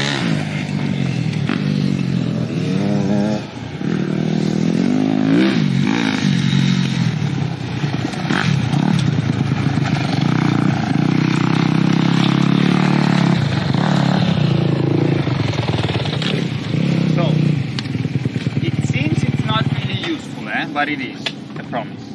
Okay, so let's see. Let's do that. So, if I'm not wrong, your mistake was point your fingers on the control. Okay, you were riding like this. Okay, so you the same. Point your fingers on the control. Okay, so now that you adjust. Ride like this always, okay? You cannot ride with the clutch here, okay? You higher gears, position was pretty good, apart from the right foot, okay? You a bit better, but more, okay? You are still, I mean, were you at CGI? Yeah. At CGI was worse, okay? So you got better. But you have to keep pushing your hips back. I know that it's harder on your, it's more like demanding, but you have to ride with your hips more back, okay? Because you keep riding a bit like this, and okay? You have to bend your knees and put your hips back, so you can use your core, your legs, and your hips, okay? So focus on that. Rider pretty good, okay? Position-wise, really good, okay?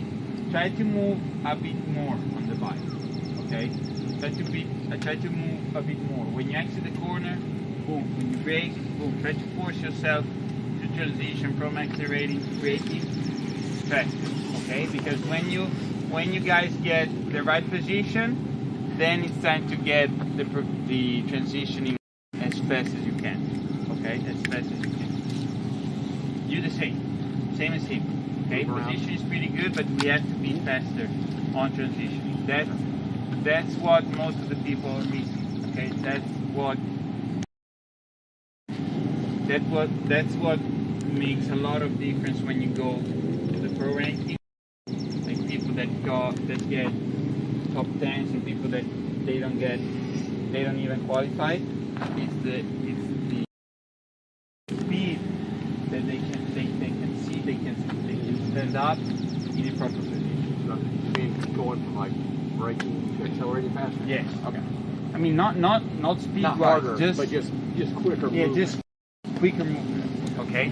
So let's try to do 4 laps, 4 to 5. Yeah, five laps like we did now. Okay. Focus on these things. Okay. So for you, fingers in the control. For you, right foot and higher gears, smoother with the throttle. For you, hips back and chest up and forward. For you, point the fingers on the control and use high. For you riders, try to do quick move. For you too, quicker movement. Okay. Okay. Let's go. Steps.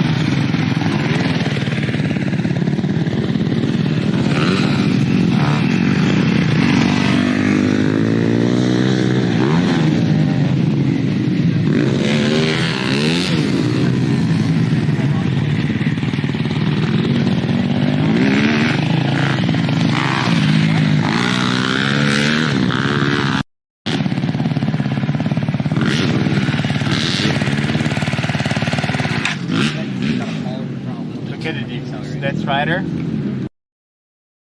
See how your knees are pointing back and you said accelerate forward. Go ahead. Okay. But just have to do it a little bit.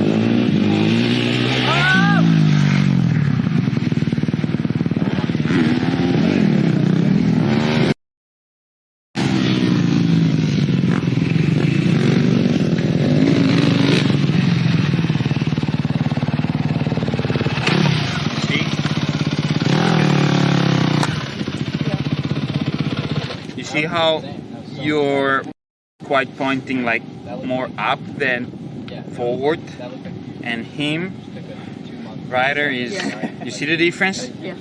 It's just, I mean, you'll get there, eh? You can get there now if you want.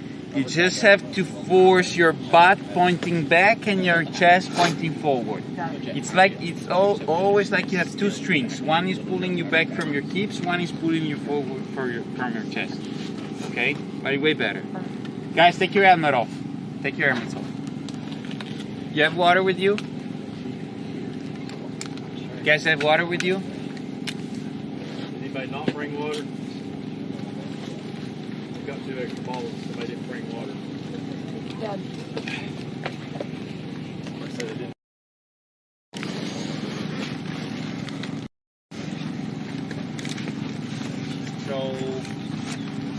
So you have some. How's it feel with the fingers in the controls? Strange? A little bit for the clutch. Okay, but you have to get used. You have to get used to use just your pointer fingers. Okay. Okay. Just getting used. Okay. This and then your hips. Okay. Try to exaggerate the movement a little bit. A little bit. You. Okay. How's it feel with the clutch like this? Weird with being the top. But it's not high, eh?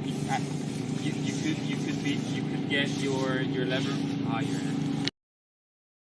I mean, I would use it like this. Okay. Apart from the clutch and front brake, same as him.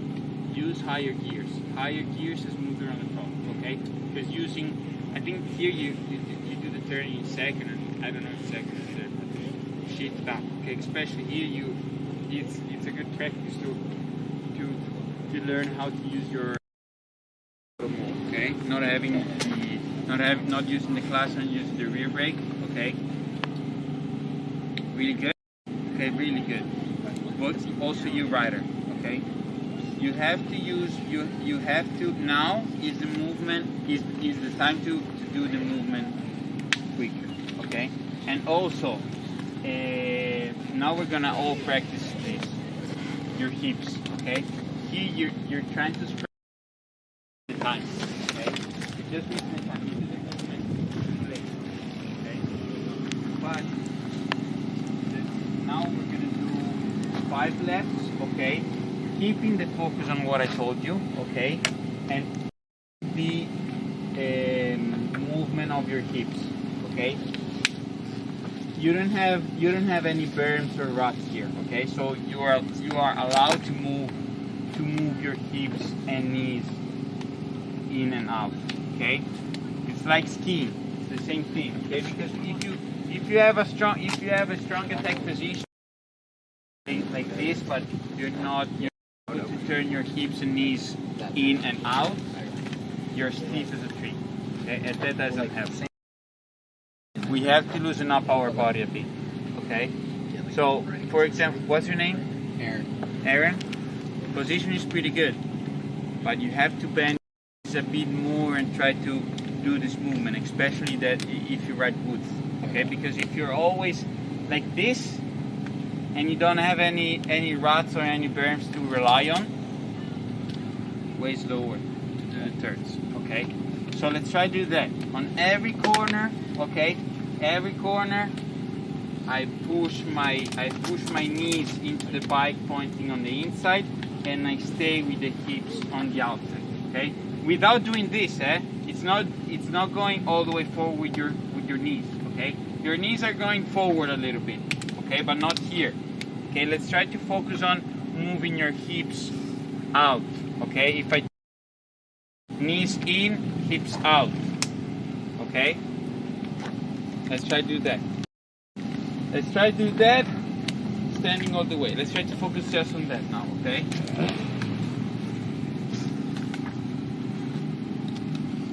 We're gonna do 5 laps, yeah? Keep no clutching over your brake, okay? And really exaggerate the movement, even if it's slower, not apart from maybe this turn, but really try to exaggerate the movement, okay? Let's go.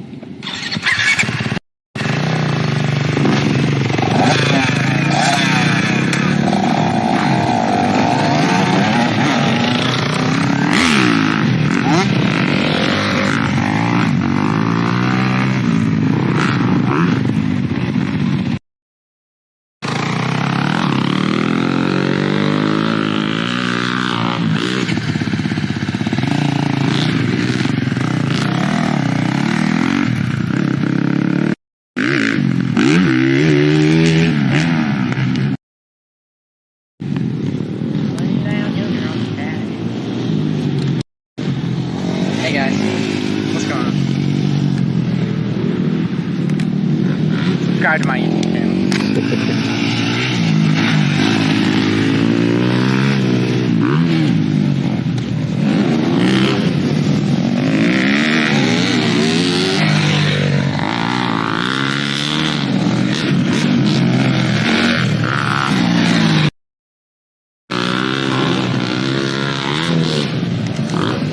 How we feeling, Alessandro?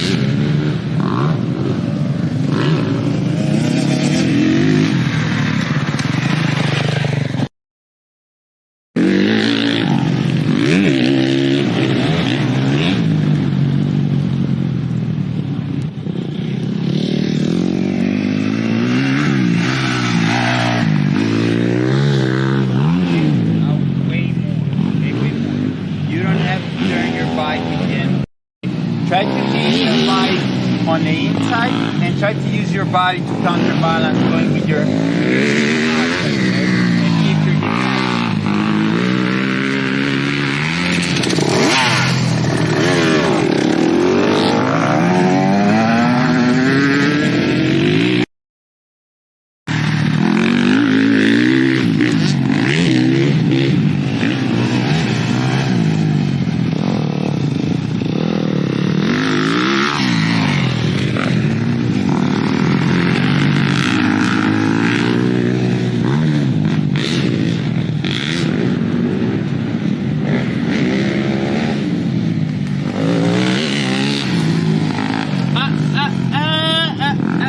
Rider looks great.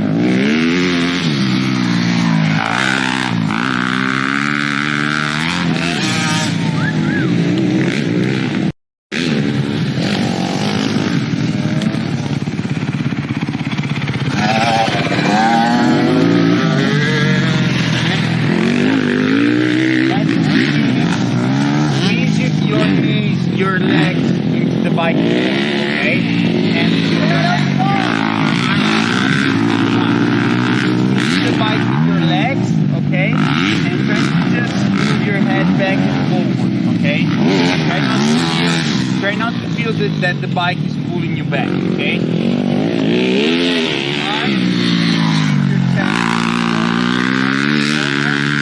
Let's move a bit more, okay? Try to anticipate the movement of the bike.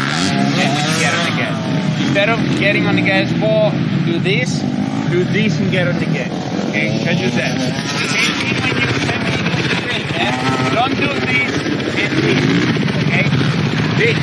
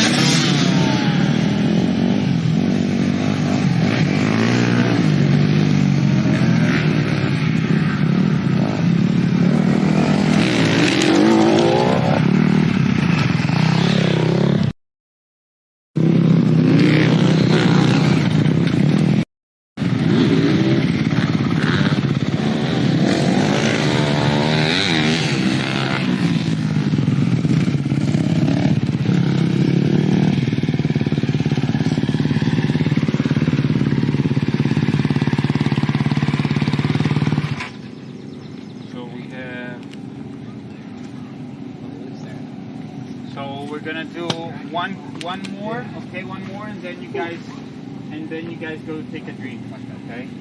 Take your helmet on, okay? Drink something. We're gonna do one quick more. You guys have to be more precise with the movement, okay? Why are you wearing earphones? Wearing earphones. Sick. Like you listen to music? I feel like it helps you focus more. Okay, never. You can listen to like meditation style. You can breathe better, probably. No. So, you guys have to be quick with the movements, okay? You. So, I think the Wednesday we have the skill day and we have to work on one hand drill a lot, okay? Because if we work on one hand drill a lot, you guys can anticipate the movement using your legs, okay? Because for example, you're just handling with your forearms, okay? Okay, so let's try to do that, okay? One hand and focus, really focus on squeezing the bike with your legs, okay? Just a few laps and then you can straight go, okay? 145 we have to switch. Yeah. Just few laps, okay, and just feel how much can you have to squeeze with your legs, okay? Especially you, okay? More, eh? Yes, you can do more. Everybody was good, okay? So 2 laps, one hand, okay, and keep the focus on what you were doing, okay? Apart from squeezing the legs, okay? You just say one hand? One hand. One hand? No. Okay. One hand. For example, for you, okay? Same thing.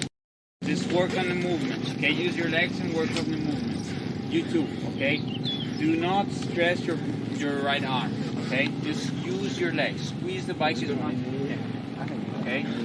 You the same, man. You the same. Squeeze your legs and hips more out. Squeeze your legs and hips more out. You the same, okay? And also when you brake, when you get on the brakes, okay, do not go back with your head too much, okay?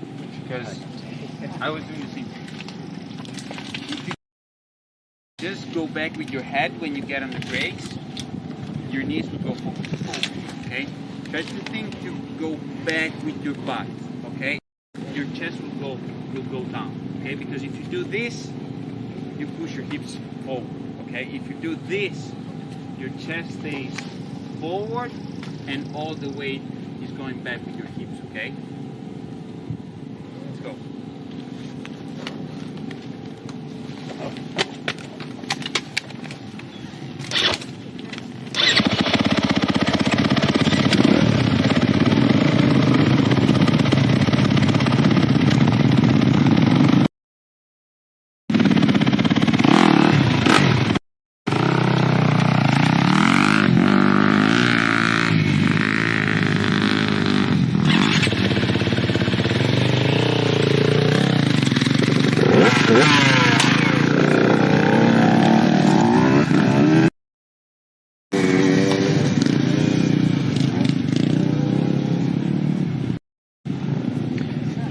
What are you saying that they're doing good, and one thing you're seeing that they need to work on, brother? So they're listening to me, which is really good. I mean, posture-wise, body position-wise, and then pretty good, really good. The only thing they struggle a bit is smoother on the throttle. Smoother on the throttle. They tend to chop the gas a lot.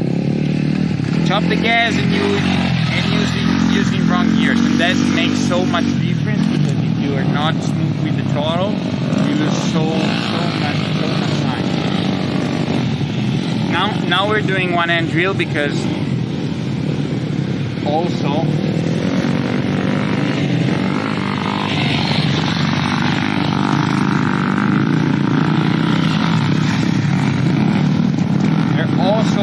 even though they have upright position, they tend to pull with their forearms a lot.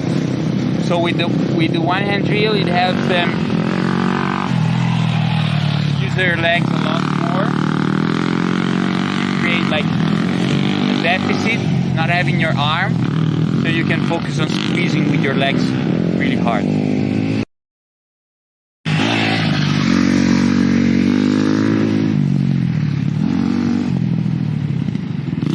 Ty said? Yeah, it's switch it 145. Yeah, right? 145? Yeah, 145.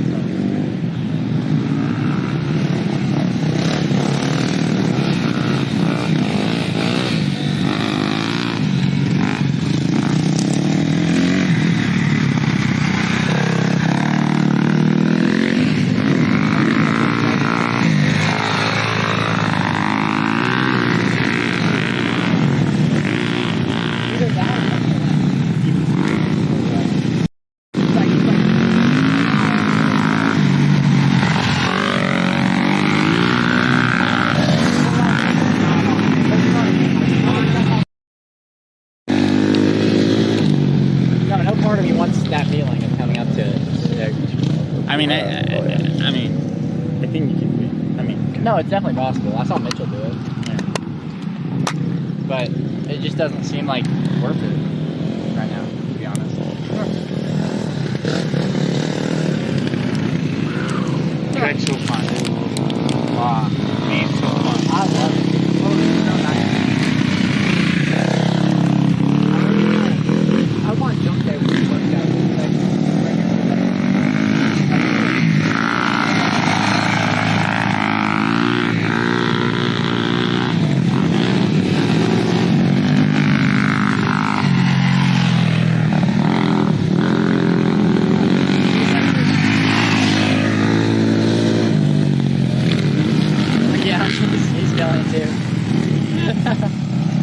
That's what I want. You see everybody standing like this now. Just make everyone go out for the just make them hate life. Okay, let's stop.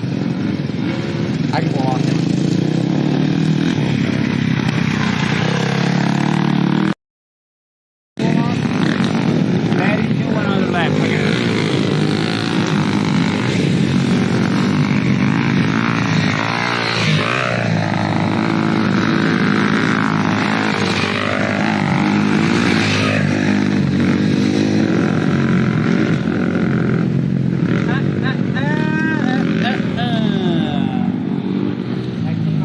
How we doing?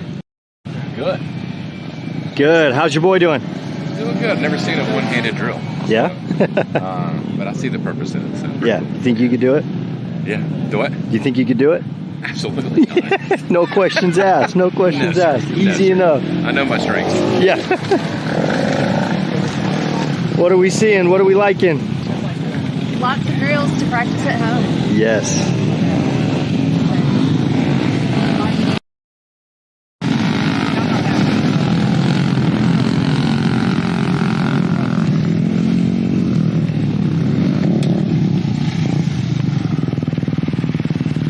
About that? That was hard. Yeah? Was it hard? Harder on the turns or the straights? The jumps. The jumps. How was that? Hard. My back, real bad. Low back, huh? Low back hurts? No. You know why? Because you're standing vertical like this, okay? You're putting all the weight here, okay? You have to do the same thing we were working on before, okay? Put your hips back, because if you don't put your hips back, you don't put any weight here. And these are the muscles, these are the stronger muscles that you have on your body. The bad thing is that with poor posture, these muscles are always weak, okay? That's why you're standing putting all the weight here, okay? But it's not useful because it doesn't allow you to use your body properly, and you're just slamming your body, your weight forward, okay? Okay guys, take something to drink. Really good, Byron, really good. Take something to drink and Where's the other section? Here with Kai. Got it. Okay? Okay. So take something to drink and We're maintaining, we're in that nice neutral position, and as soon as we touch the gas to accelerate at all, the knees have to straighten a little bit, okay? So that way we're driving forward. Make sense? If you feel like you're falling off the front of your bike, that's what I'm looking for. Does that make sense? But what I don't want is like that. That's a no. We're here, okay? You were trying to root the daughter and you were right there. You know what? I wouldn't have cared. You got a water? I kind of expected. Do you need a water? You want to go get one? Go get one. That's why I have two boys to wash my bike. So I'm Oh, not that's worried lucky about son of a it. gun. That's right. Wait. I got two girls and I'm like, Girls, what's up with I that? do wash the bikes. Yeah. He's lying. I don't know if I believe He's that. lying. He tells me the truth. No, I'm not gonna hear words. Okay, we going. Hey, give him like Hang 2 on more one sec. minutes. What's the plan? He's going to get water. Okay. He didn't have any water. So I told him to go get some. Okay, Give him like 2 more minutes, then we're going to do it again. Yeah. All we're thinking about is technique. That's all we're thinking about. I got to show the live channel the sick right over here. Take a break.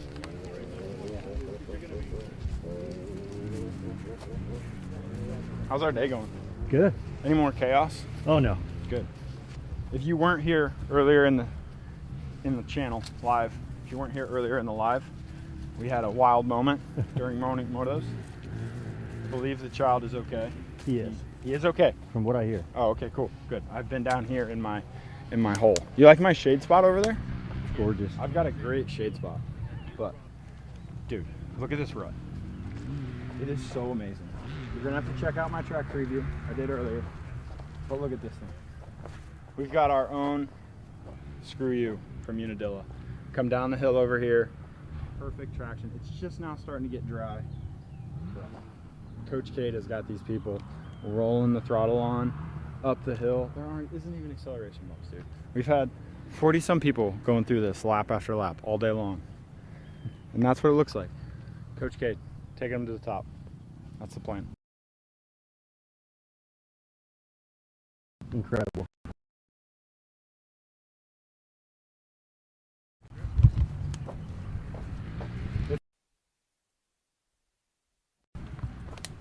I don't even have boots on. I haven't had boots on in an hour and a half.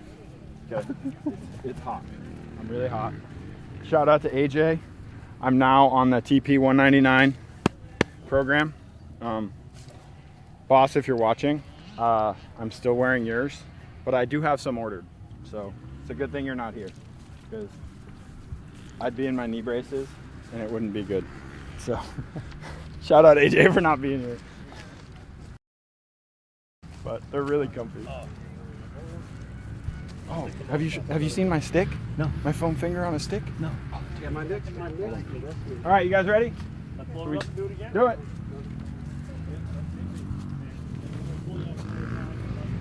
This is my foam finger on a stick. I use it to point at things on the track, or point at your fingers, or your knees, or your feet. Number one, Partzilla. I'm the only one who's supported by them, so I get the stick. Shout out Mike and Andrew for bringing me my foam finger on a stick. Anybody does something wrong. Or you're getting hit with the finger on a stick. Oh, the finger on the stick. I'll David Bailey that thing. You know what I'm talking about? He gets it. All right, let's He's gonna go. unlive me? Thank God. So, transition onto the gas. Transition and brings our head forward, right? Same drill. You do it again. I want you to work real hard on it. Elbows up, good attack position, drop the shoulder. Okay? And that's 50 I'm going to ask you to do the jump. I'm going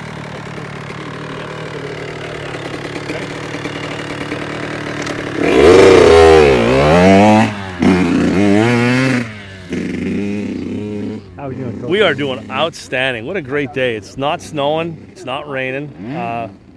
I love the heat. I think it's like 90 something. To me, this is the best weather in the world, you know, because you can always just jump in the pool.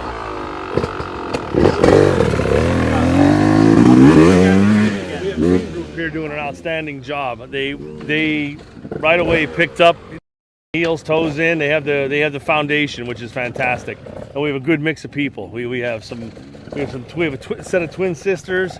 We got a mom and a daughter, mom and a son, and a dad and two daughters. And we have a good group in here. And here comes her twin right now. She's doing an amazing job. Elbows up. You can tell she was very easy to coach. Form's getting good, standing up through the turn, fantastic. Look at the attack position, outstanding. And this young man, he's another one. He's a skateboarder. First time on a bike for him. He listens very well. Look at the feet, they look good. Good attack position, elbows up, back arched. He's looking good. There's fantastic. Spot. Sometimes when he comes through here, he lets them get a little bit weak and they fall forward on us. But in this one, we're looking pretty good. Yeah. So yeah, we are in class here, and this facility is amazing. Anybody who wants to come ride Deer Creek, I highly recommend it. What a track! The dirt's fantastic. The layout's amazing. The uphills, the downhills, the flats. This is one of the nicest tracks I've seen. This track is amazing.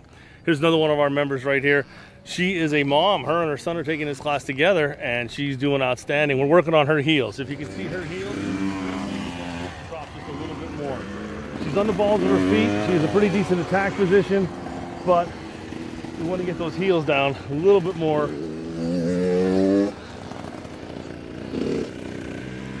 Now accelerate. Head forward. Yeah, we're doing. Green group is kicking butt as always. Love my green group.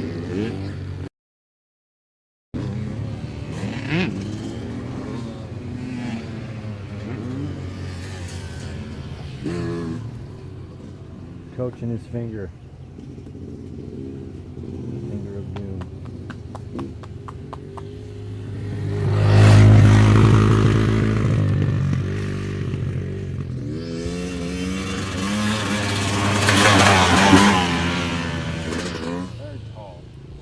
He's very tall standing. Yes.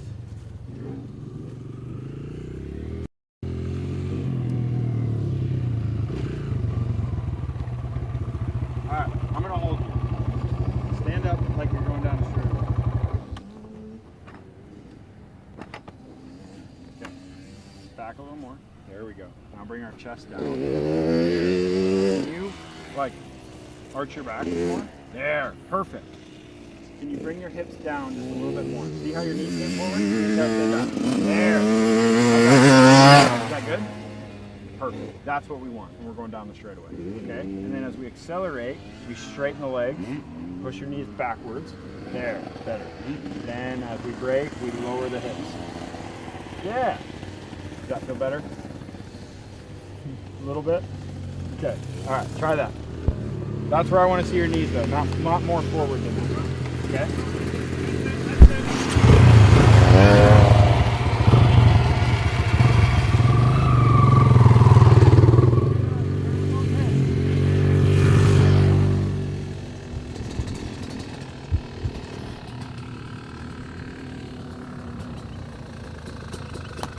Standing really tall.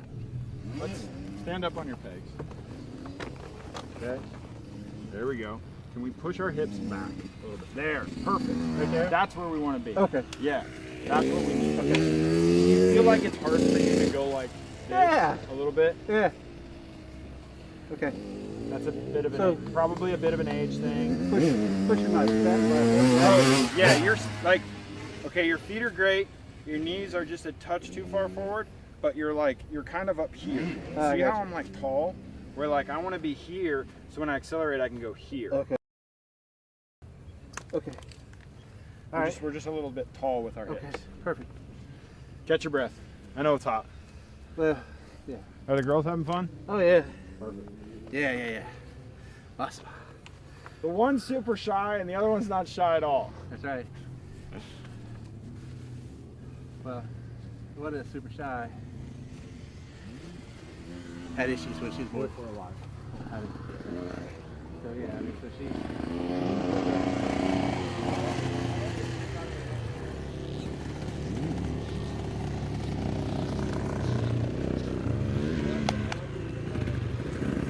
That's it. Get those elbows up. There you go. There you go. That's it, girl. Elbows up. That's it. That's so much better.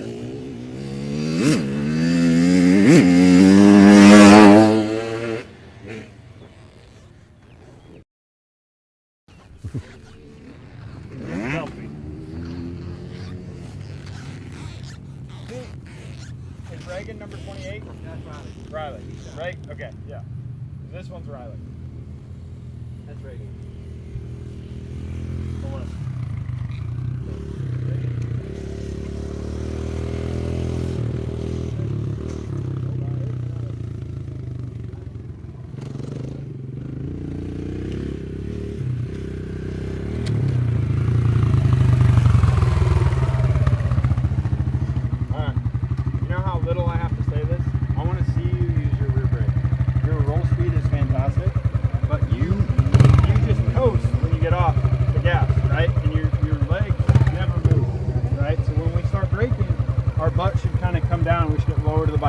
See that with you through here when you start to slow down.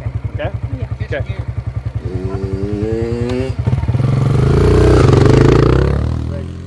Got it. Got it right. Pull this one off. Come here. Come here. All the way. Keep coming. You got a motor. Okay. Okay. Stand up like you're going down the straightaway. Okay. Okay, sorry, your pants are too big. Yeah, it looks like okay. Now, accelerate. No. See how our knees are bent? Yeah. Straighten your knees. Yeah, that's accelerating. Okay, now go back to maintaining. Now braking. Boom. Oh, perfect. Let's do that.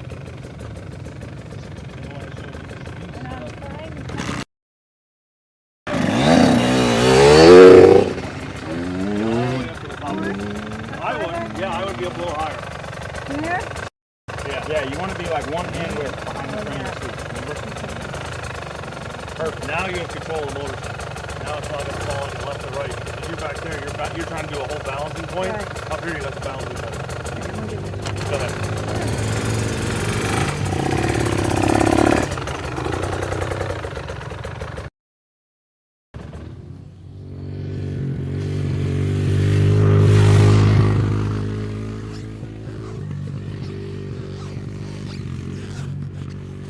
How'd you feel out there? Just decided to never let off the throttle that time. Yeah, you I don't want to slow very down. comfortable. I was trying to I tell her I want to see her use her rear brake. She says nah and just uses the throttle the whole time. That's what coaching's like. You give them instructions, they literally do the opposite half the time. All right, here we go. We've been working on our acceleration. See if you get this back. That's better. Elbows are a little low, but that's better than we had this morning.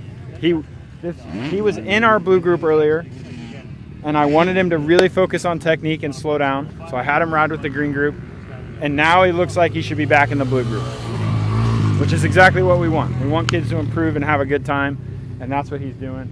He's probably going to be pumped later this week when we move.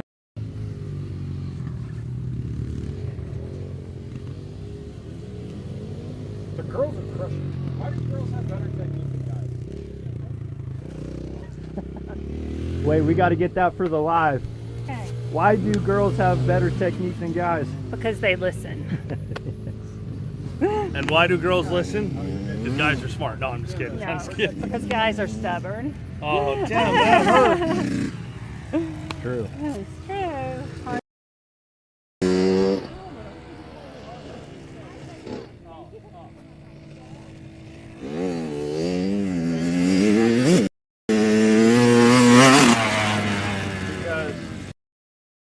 And I want you guys to be able to get some water. Yeah, we get, what 2:30, right?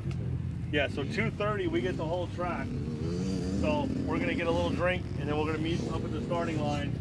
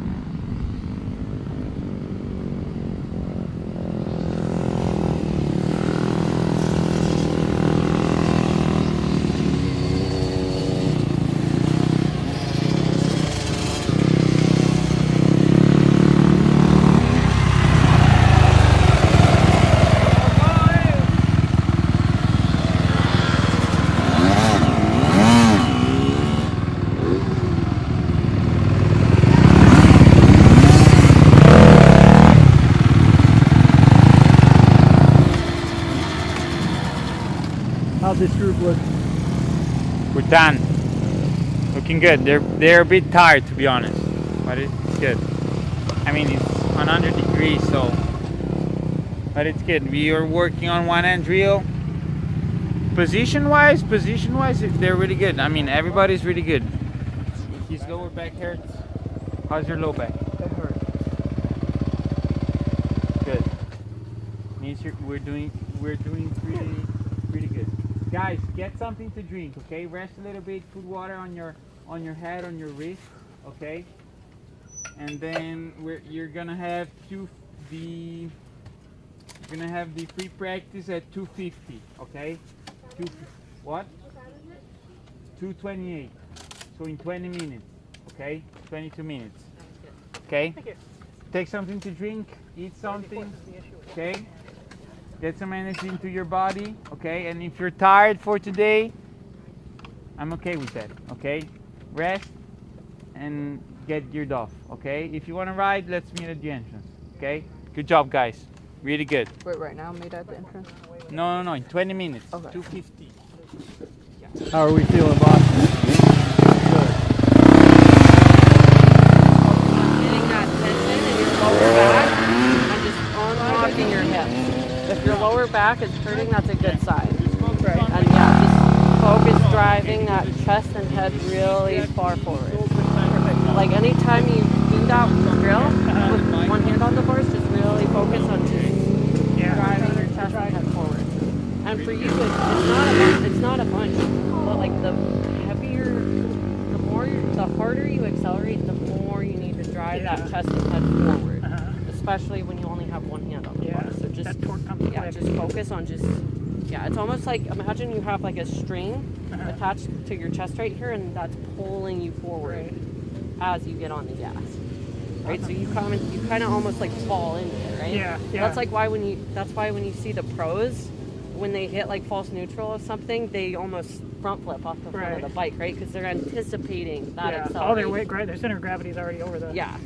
Like they're anticipating the acceleration and leading with their chest and head. Right. But no, you look good. Thanks, man. Appreciate it. Go get water. Yeah. Indy, how are you feeling? Pretty good, huh? Good. Hot. How's the group do in your opinion? The group's doing good. The improvement from this morning to now has been really big. I was very surprised. I thought it was going to be slower progress, but it's just like skyrocket. Perfect. Thanks, brother. Yeah, sweet. How we feeling over here? Great. Yeah? How you feeling, bud? My lower back hurts. Lower back hurts. Hey, that means you're doing something right. Oh, who's this little guy? He's a killer. Watch it. Oh, Atlas, no. come here. What's up, buddy? No, he's enjoying it. Good deal. Is this your guys' first camp? Yes, sir. Okay. Where's home for y'all? Houston. Okay, so that's a little bit of a drive, huh? Yeah. About 7.5, 7. Yeah, something like that. Jeez. Well, what are your guys' essentials when it comes to being on the road that long for something like this? Yeah, about a week. Yeah? Yeah. Crazy. You guys have the trailer tent? We got a trailer parked down by the river, Arkansas River. At, what is that called? Tar Camp. We're staying in it. Good deal. Good deal. Well, we're excited to have you here this week. How you feeling so far? We're just about done with day one. Feels good. Yeah? You living in the heat? Yes, sir.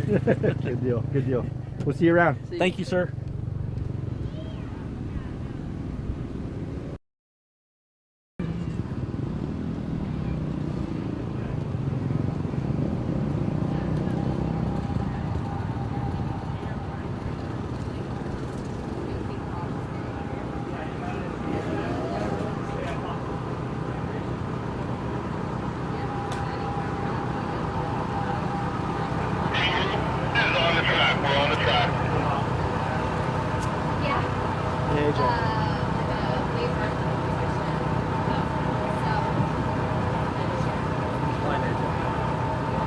Where's playing on?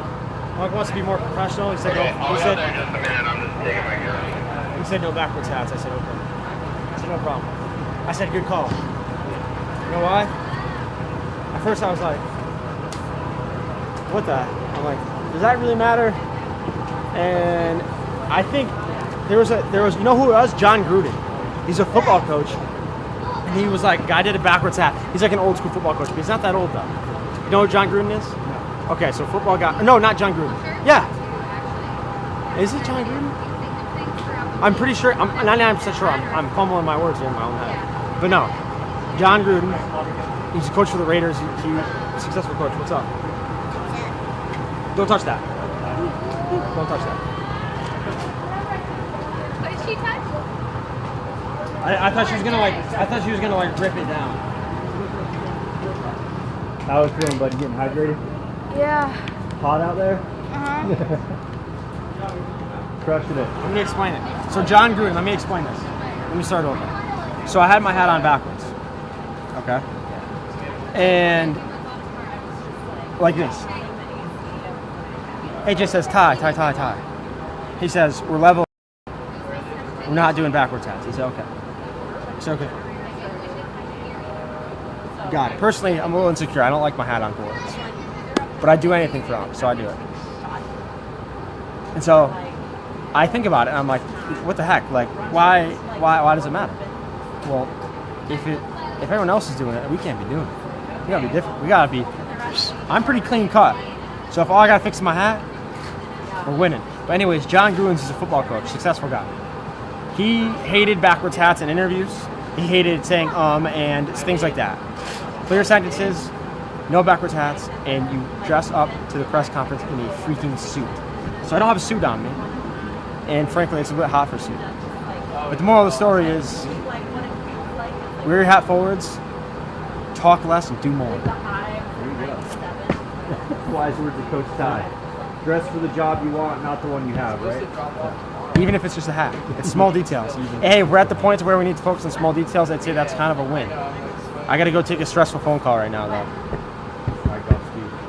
I don't want to do it. I'll explain to you after. We'll check back in with you.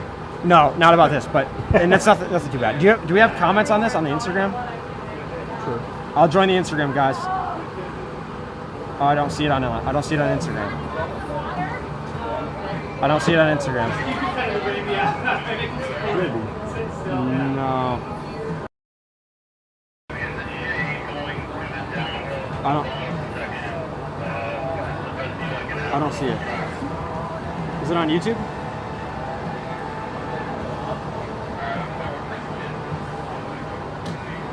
Let's check. It's live on YouTube. The YouTube chat. I'm gonna read this. Someone said, Coach Ty, what's good? Track looks massive. Yeah, tracks too.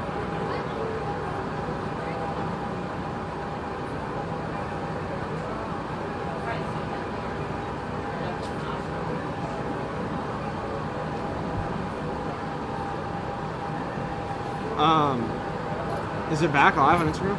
Yeah. Are we back? We're not though. I don't know why it's not.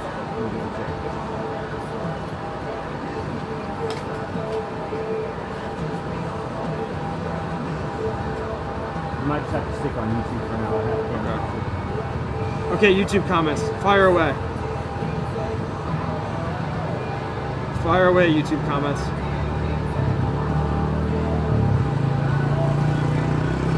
He says you need a German driver's license to attend the class. May I ask why?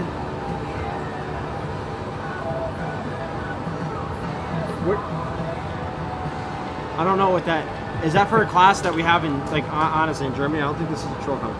We had a comment last time that said what was it? It was like, oh, my dirt bike has a steering wheel. I was like, what in the world? Oh yeah, it's a camp in Germany. We're not. Do you mean the day class? Do you mean the day class? Send an email to customer service. If they don't allow you to ride a dirt bike under the age of 15 without a light, but they do though. It's Germany. Ken rocks it. I'm slightly confused. Yeah, send an email. Send an email.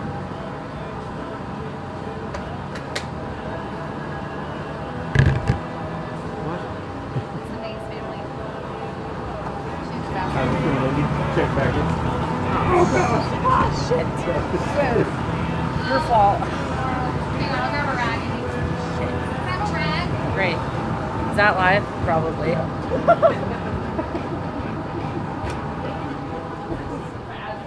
How are you two? Good, man. Checking in. Oh, yeah. Pretty cool out here. Feels nice, you know. A little air conditioning going. Got the big old stand up over there. How are you going to do it one-handed? You can't spray and wipe. Uh-oh, we lost a generator. Generator keeps overheating. That's when you know it's hot. That's what Is AJ in charge of putting gas in generators? Check in with the mechanic.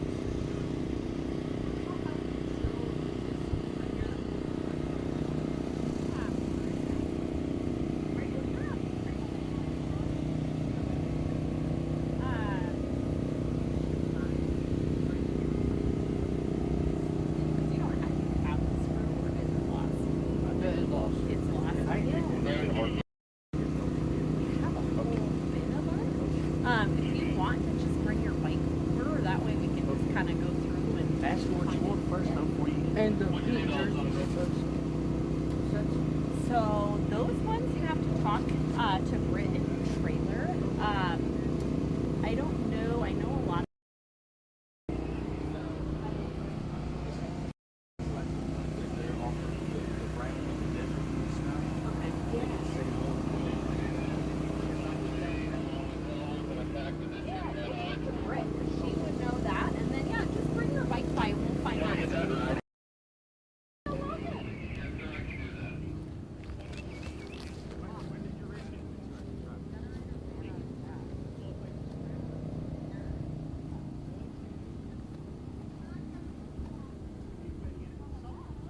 Right, you guys, we're gonna walk over. I believe Green Group is on the track right now.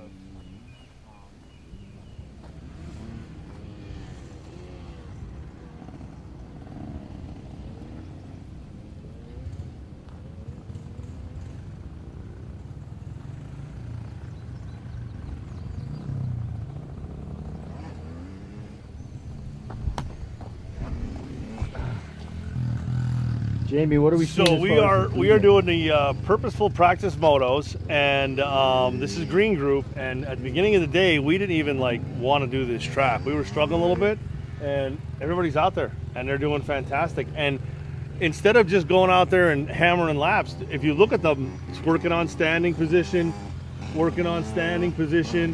everybody, they literally are doing what they were told to be doing. Accelerate in the standing position, weight going forward.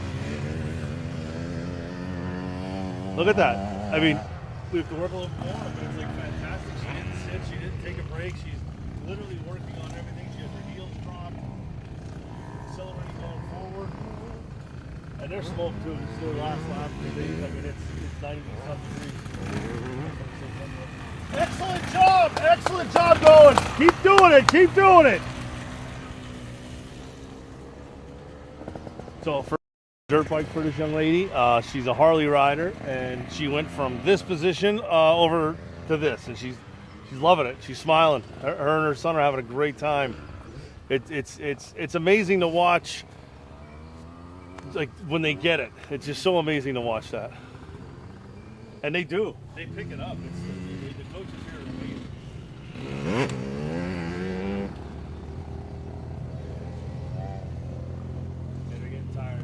Young girls on the KDX, they didn't sit once today. They didn't sit once, and I can tell that they're. I think the heat's getting to them a little bit. We're gonna keep our feet on the pegs for this turn, but we're not gonna yell at them. Look at the roll speed she has. Look at her roll speed coming through. I mean, okay, she dabbed her foot, but the rest of the day she did. Downshift, honey, downshift.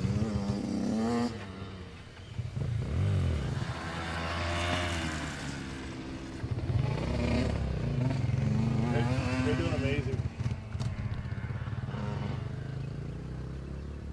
Jamie, Riley.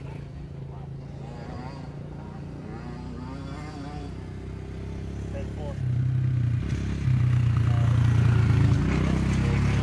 Almost at time to ride. Send them over to it.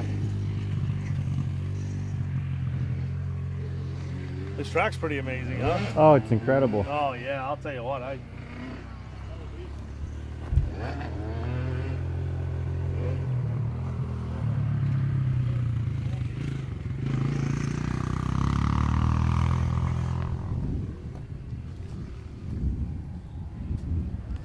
So where are we headed now? Well, next out is going to be Blue Group. We're going to go back to our film study. Or no, we don't have film study today. Today's Monday. Tomorrow's film study. Today we have a question and answer with the coaches, and then we also have a mindset workshop, which Coach Ty does an amazing job on. Him and AJ, even Coach Cade, I think, is another great one for mindset. Those guys have a good way of getting their point across. They have they're very charismatic with their words too. I enjoy when they talk. So.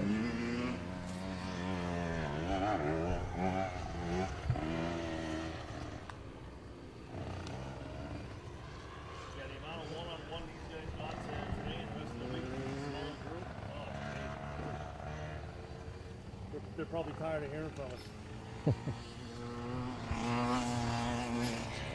You couldn't even climb that hill.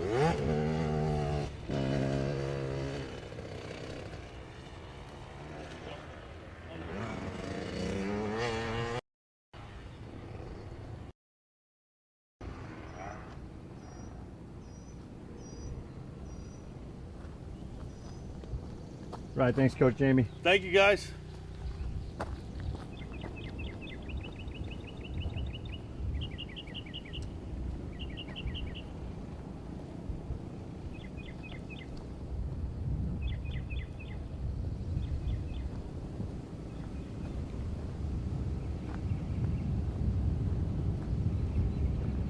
Hey, Jamie, I gave the girl on the Husky the stop.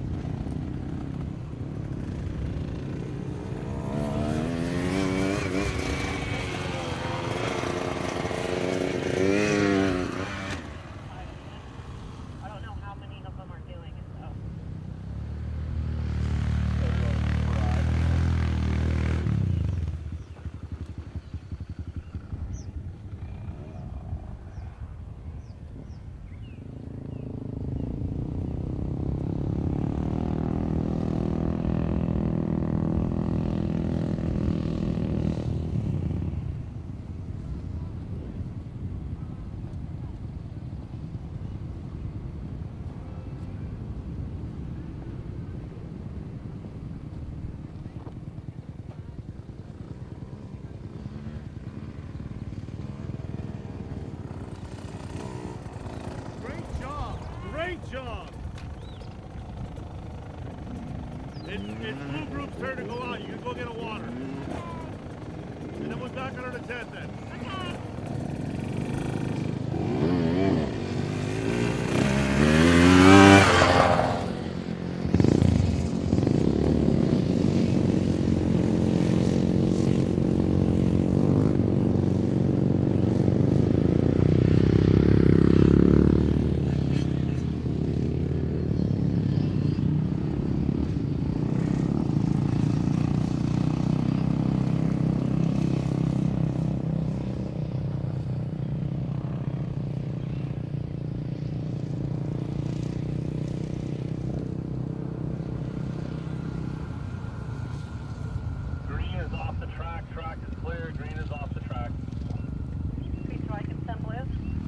All right, green's off the track. Blue's heading onto the track now, folks. For their practice moto.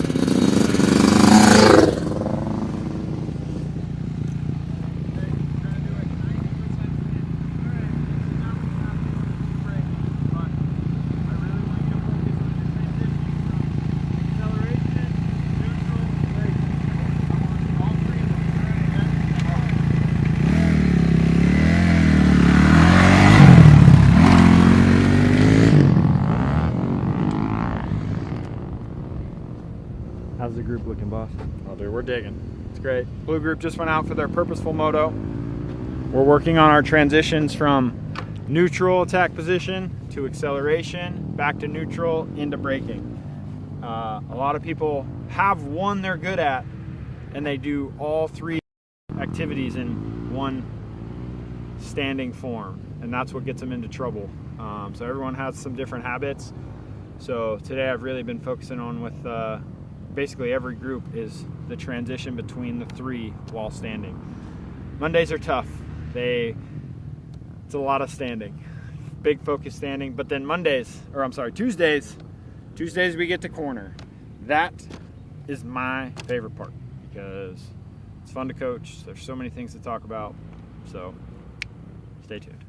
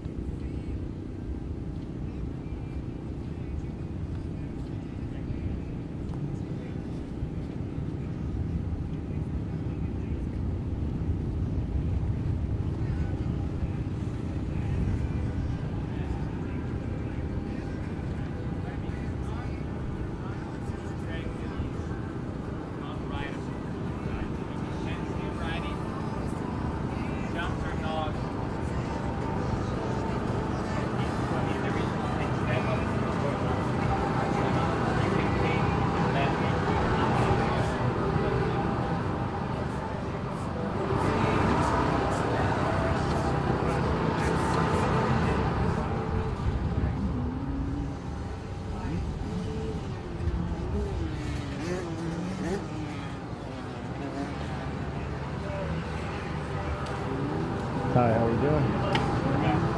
How we doing? Doing great. Huh? Doing great. Good. I'm gonna go de-stress. Gonna go de-stress. What's next on the agenda? In some stuff you guys can write down or look back on, I feel like that's important. But considering the conditions too, whenever there's a lot of variables going on, I like to start with vision and direction.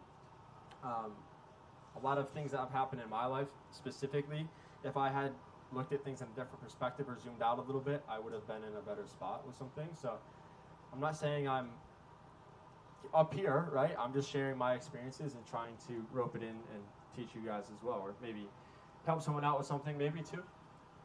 Let me grab my clicker here. I feel like a school teacher with this clicker. So yeah, today, vision and direction. I'll try to keep this relatively short. Now you guys are hot. So you can ask yourself, who am I and where do I want to be? Do you align with who you want to be in the future? Maybe tomorrow, maybe 5 years from now, maybe 5 days? And what values and characteristics do you have, good or bad? And are you reflecting on yourself or moving forward with no direction at all? So it's easy for anybody, I feel, to look back on today and think one thing or another, one extreme. Either this went really, really good, or this went really, really bad. Maybe you had a tip over, maybe you just were struggling with the heat, but taking a step back and reflecting on just today, or the last 5 minutes, or maybe I made a decision that didn't impact me well right now, is helpful. And I can give you guys an example with myself as well, and I'm gonna ask you guys as well. So I feel as though if writing stuff down for me, whenever I have to do something like maybe a presentation, I always write it down first, or each day.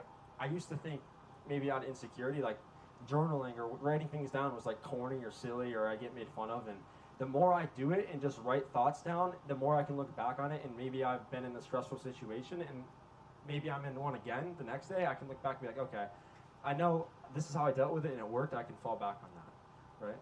That's how my brain works. Speaking to no direction, and I've been in some difficult positions, whether it was racing or forget about dirt bikes altogether, because of a short-term thought process. I'll give you one example from myself. 4 weeks ago, left camp at CGI and decided I was going to go race Southwick. Now, the reason why I wanted to race Southwick was just to practice on the track, before the national, whatever it may be.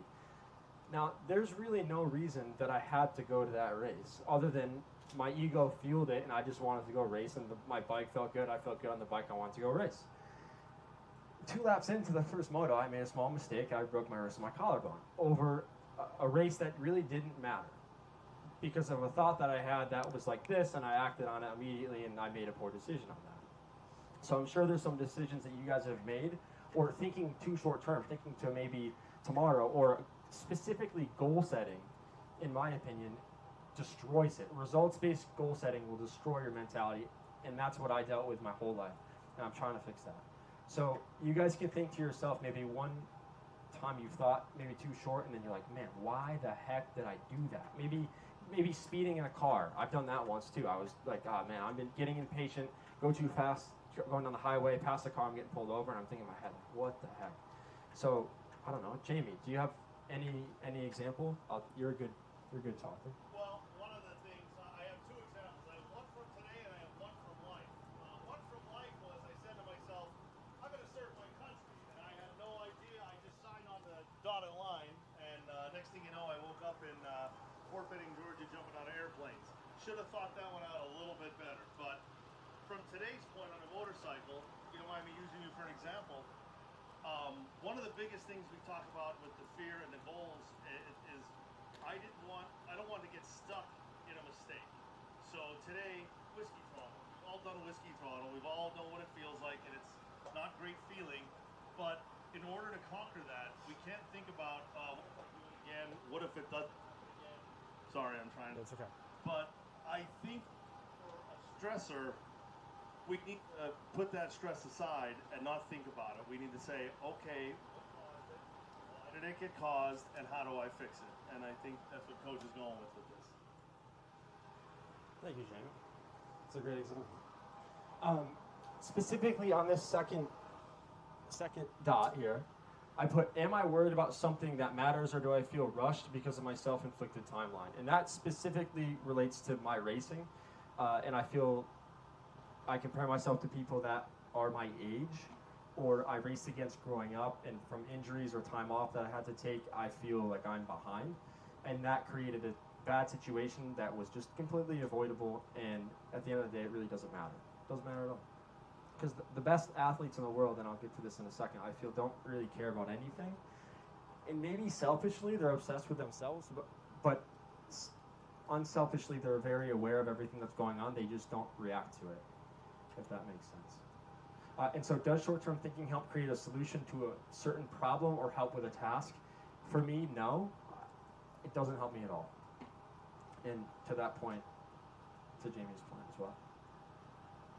So on the right, if you guys can see that with the lighting, that's Muhammad Ali. He said famously, if my mind can conceive it and my heart can believe it, then I can achieve it. And direction for me, it limits stress because I can make a plan and I can fall back on that, whether that be a schedule, whether that be going through a start, or the 4-lap rule of doing a jump that we'll get into on jump day as well. I know I have a process that I trust, so it kind of, for me, it takes the thinking out of it, and that is more variables. And the way I operate is if there's less thinking involved, I can be more fluent because I'm an overthinker to begin with, honestly.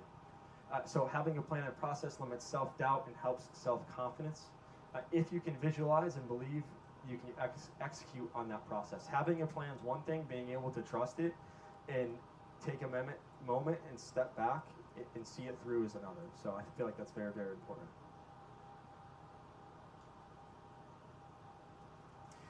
So visualization is mental rehearsal, and motocross is all physical. We talk about how physical it is, but do we ever practice the mental side of it?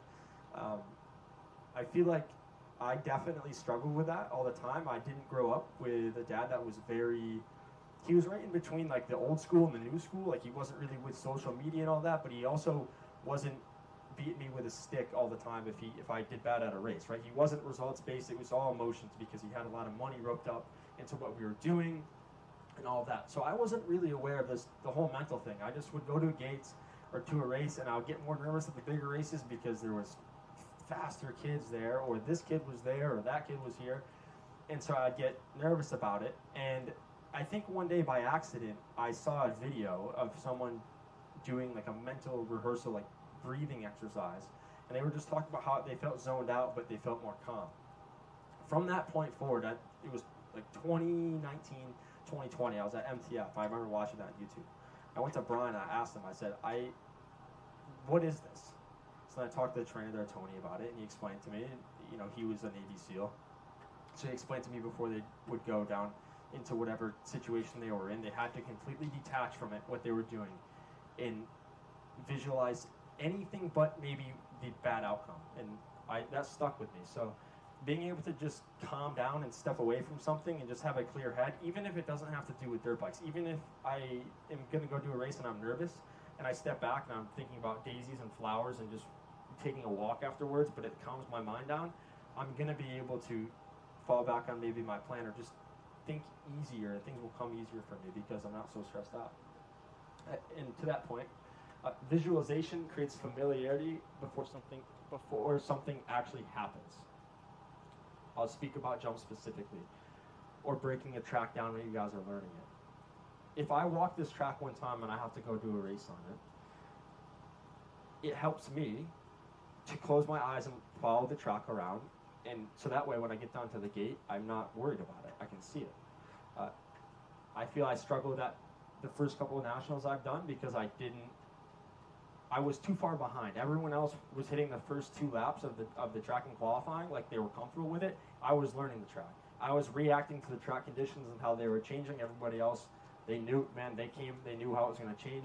Yeah, lack of experience is one thing, but lack of effort, honestly, I could have visualized it, but I was so roped up in my emotions that I didn't.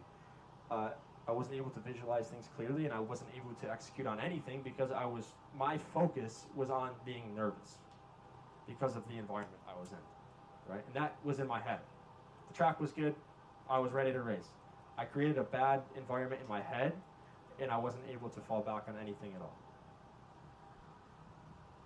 So on the left, I always ask Kunto when he's here who that other guy is, but that's Kobe, and on the right's Michael Phelps. I believe that these two guys are two of the best athletes in the world with a mental game. Michael Phelps, I think, is a top three athlete of all time. He trained for 4 or 5 years straight without skipping an entire day. Why I feel that's important is because if he was focused on how hard he was working or the fact that he had to do it for X amount more days, he would have never done it. It was one training session at a time, one thought at a time, and execute on that. I guarantee you he had a process. That guy's one of my favorite people. On the left, this moment specifically, that's Kobe. I know we're motocross racers, we might not be huge into basketball, but in that moment, he was looking, in his words, he was looking past that guy as that guy was flinching that ball on his face, and he was just locked into the moment. He wasn't putting his attention towards something that just didn't matter. He was thinking about maybe the play he could make next, not what this dude's doing in front of him with the ball. So you can think about a mistake or something stressful. Picture yourself crashing, and like really visualize that for a couple of seconds. Your body's going to react to it. If I go down to do a race, or you guys go down to a practice, and you're nervous about a certain jump, your body's going to react poorly. Or picture hitting a corner good, or doing something easy like going for a walk or something you're familiar with. You'll be calm, you'll be confident. So that's why the mental rehearsal, that visualization practice is important, because you're going to become familiar with it, even if it's something that is scary. You know? And your brain treats a clear mental picture like a real experience. So whatever you imagine, you're training. And that seems silly. That's something that I thought was corny my whole life. Was, man, I don't want to close my eyes and feel like I look like an idiot in front of these other people. But the truth is, if I wasn't so insecure about it, I wouldn't feel so rushed. Wouldn't have made as many mistakes, would have raced better, would have been a better person in important situations. Going into a conversation with someone, for example, like growing up, specifically with teachers, I always thought that they were wrong. So I went to public school, and I always was like, oh, I don't want to be a teacher, so why would I listen to that person, when their intention was to help me. So it's just some food for thought with that as well. So if I had just taken a step back, even for a couple of seconds, just before I was talking to someone or before doing a task, I would have done it better or made better choices with my words specifically. So yeah, it's an interesting thought for sure. So I stole this one from AJ. And he always says it and explains it. This is relatively new to me, but I believe in it, so I like to break it down. It's the secret to life is persisting in the feeling of the wish fulfilled. My initial thought when I heard that was, what the heck is AJ talking about? And then I thought about it, and I realized the short-term way to think about this is think about the journey, not just where you are. So that might seem cliche, but it's true and it's helpful. The wish fulfilled is the result you want. Maybe it's first, maybe it's hitting a jump. The feeling of it is how that version of you thinks and acts. So when you get what you want, how do you feel? That's how we always want to act and feel every single day. And persisting is being consistent every single day, no matter what. You guys can write this part down right here. The secret is to think, feel, and act like the person you want to become until it's real. It's called manifesting. Talk a lot about that. I feel like I had a boss at the last real job I had 2 years ago, and he was super into manifesting. He wasn't a religious guy. He believed in doing things with purpose, and he believed in manifesting, creating what's around you, creating positive vibes and positive energy. I never would have seen this guy as having that personality, but it made an impact on me, and I feel like it's important. So take out your journal, we'll write some stuff down, and don't be insecure about it, I promise you. That was me my whole life. I was always scared to get made fun of, ironically, right? So why do I ride motocross? We're all here together. We're all here riding a dirt bike, improving on our bike, right? So you can write down and think to yourself, how do you want to feel when you ride? How do you want to feel? How do I want to feel? Right? I want to feel calm when I ride, because everyone talks about how this is supposed to be like a reset or like a mental, escape for things, but yet we all sometimes make it super stressful, right? So how can I make this how do I want to feel when I ride? And then when you guys are done with that, I'll give you guys a couple seconds. I'll slow it down. Catch myself here. Alessandro, how do you want to feel when you ride your dirt bike? How? Yeah. Happy. Happy. Yeah. Yeah. How do you want to feel when you ride your dirt bike? Calm. Why? I don't know. How do you want to feel, Dawson? Confident In what? my ability to do whatever gets thrown at me. How do you want to feel? Confident as well. On what? Like hitting jumps and corners. Okay. How do you want to feel? Free from all the stress of the outside world. From your work? Yeah, from everything. Business, everything else. That's good. Concentrate on the bike. That's good. Yeah, they're good. And I put this 1 second because I feel like this is sometimes different than our first. So we know how we want to feel, but what is our actual headspace while we ride?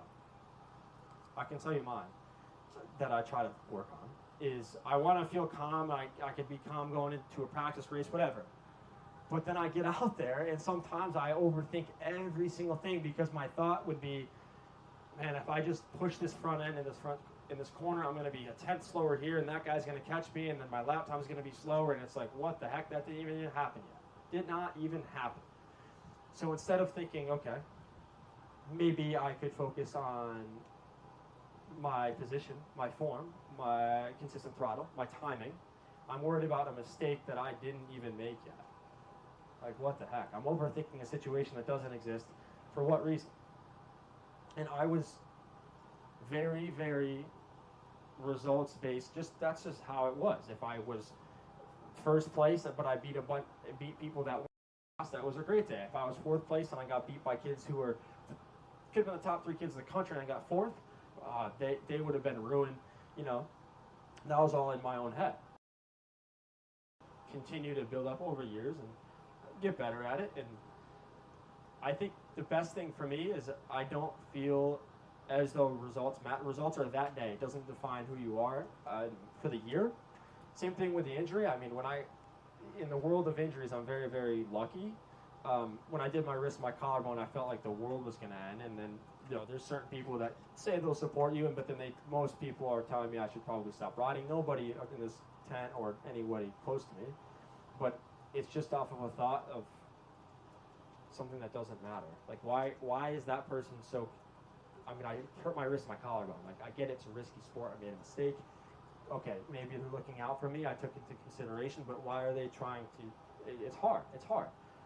Took a step back. Okay, let's look at it in the perspective of these people are trying to be nice to me. They're trying to help me. And acknowledge that, but acknowledge, okay, maybe they don't understand, or maybe there's a different reality where they just don't know yet, you know? And I'm thankful that 4 weeks later I'm able to stand up here and be here with you guys. So, looking back on how we want to feel when we ride, in 5 years, what type of rider do I want to be? Not going to focus on results. Yes. Yes. Yes. Sorry. No, you're good. About what he's saying about feeling. How do you feel when you ride your bike? I was working on, I think with the Red Group today, and focusing about feeling your body when you ride, it's one of the best things that you can do.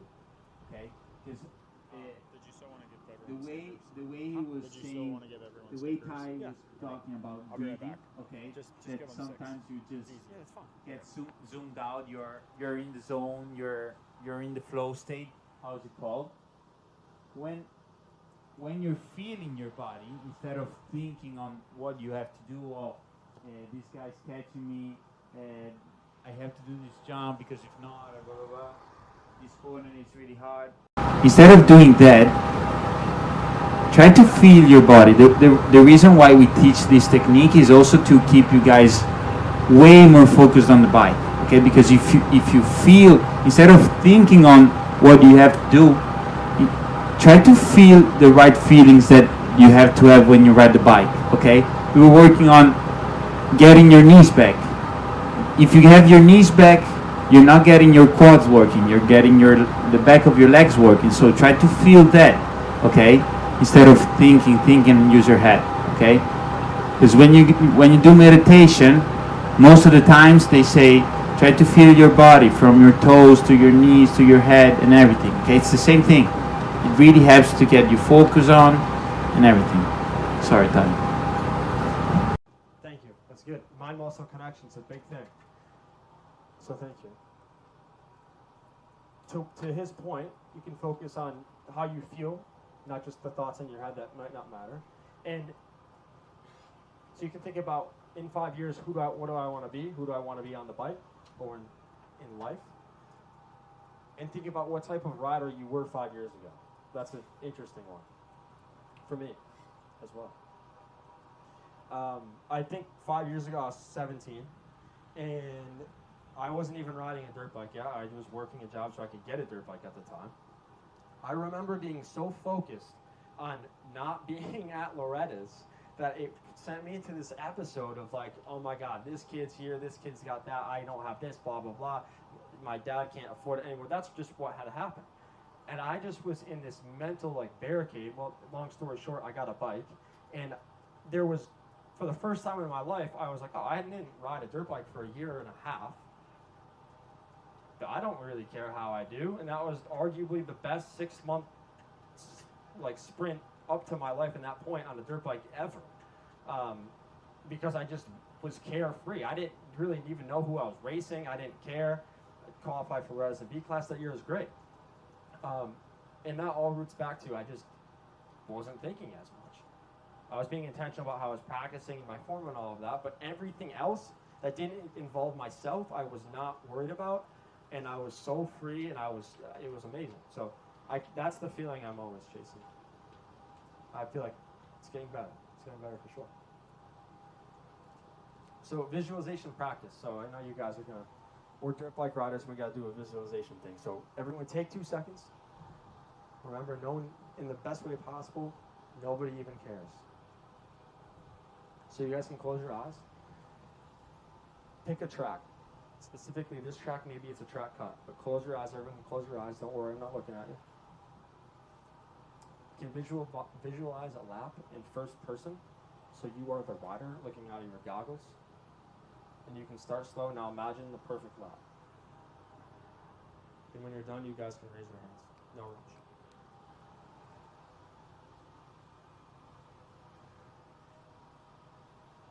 If you're moving super, super fast, that's normal. That happens. If you make a mistake or get lost, just fall back to where you left off from, or start back from the beginning.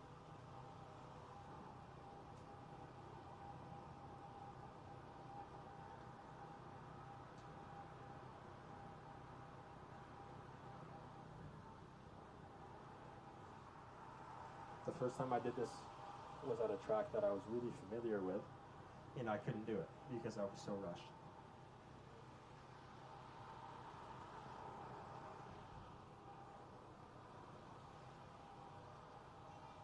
Give you guys another 30 seconds.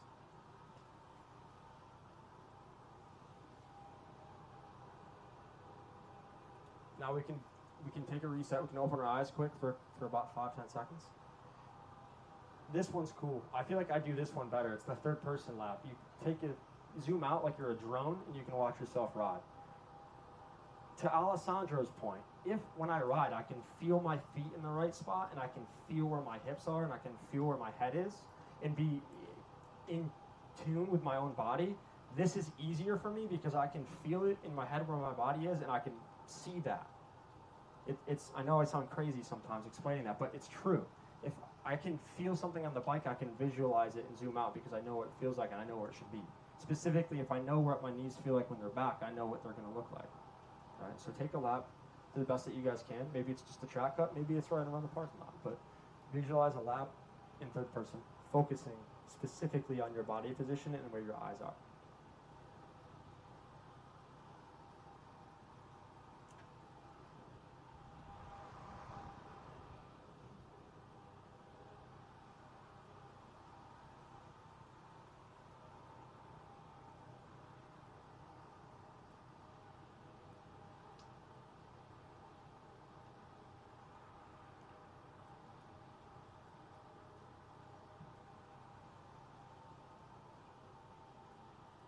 So with this too, if it's difficult now, if you're like, man, this is really weird, I've never done this, or maybe, man, Ty says this seems really silly, that's okay. It's an initial thought, that's fine, it's valid, you can push it aside. The more you practice this, the easier it will become, specifically at races, or maybe your practice. And the mistake that I made, and I'm trying to fix it, is I would only do it in moments where it was important. But then I'm unfamiliar with it, right? So maybe out today, just take a step back, visualize myself speaking or riding, hitting a corner, maybe practicing a corner, a jump, whatever it may be. Visualizing something helps, but doing it a lot of times, like anything, will make it consistent and easier for you guys. So don't overlook that. And there's a quote from one of my wrestling coaches that I grew up with. It's repetition builds character. I'm not saying he was the first one to say that, but he would tell us that every single day when we were all exhausted. They're called airplanes. Someone would stand like this with their two arms out, and we would do shots, under the guy each for however long it was. He just kept telling us, repetition builds character. And to that quote, I feel if you're mentally able to do something and commit to something, even if you are unsure of the outcome, or you're maybe not confident, or you're struggling with it, that's going to harden you as a person. I really believe that. I feel I've changed a little bit in the last couple of years, where I used to think just hard work no matter what is the way, and I wasn't smart about it. So I'm adapting, but I do believe doing something often and doing things to 100% effort is where it's effective. Not just doing it 100 times, but doing it 50 times at 100% of perceived effort. So I'll leave off with that. I'm going to have Alessandro go around and give out some golden stars to you guys as well. And I'll explain tomorrow's deal while we do that. I appreciate you guys listening as well, too, hearing me out. Tomorrow's schedule. And Cade, thank you, Cade. Hey, you know what, man? You're welcome. Tomorrow morning at 8 a.m., we will start with foundation training and run. Alessandro will lead a foundation training in the morning. We'll do a big circle. At the same time, a run about a mile long will happen for a nice little warm-up. At 8:30, we will do goal setting and a little riders meeting for the day. At 9 o'clock, we'll start purposeful practice motos. Again, that order in the morning is always red, blue, and then green.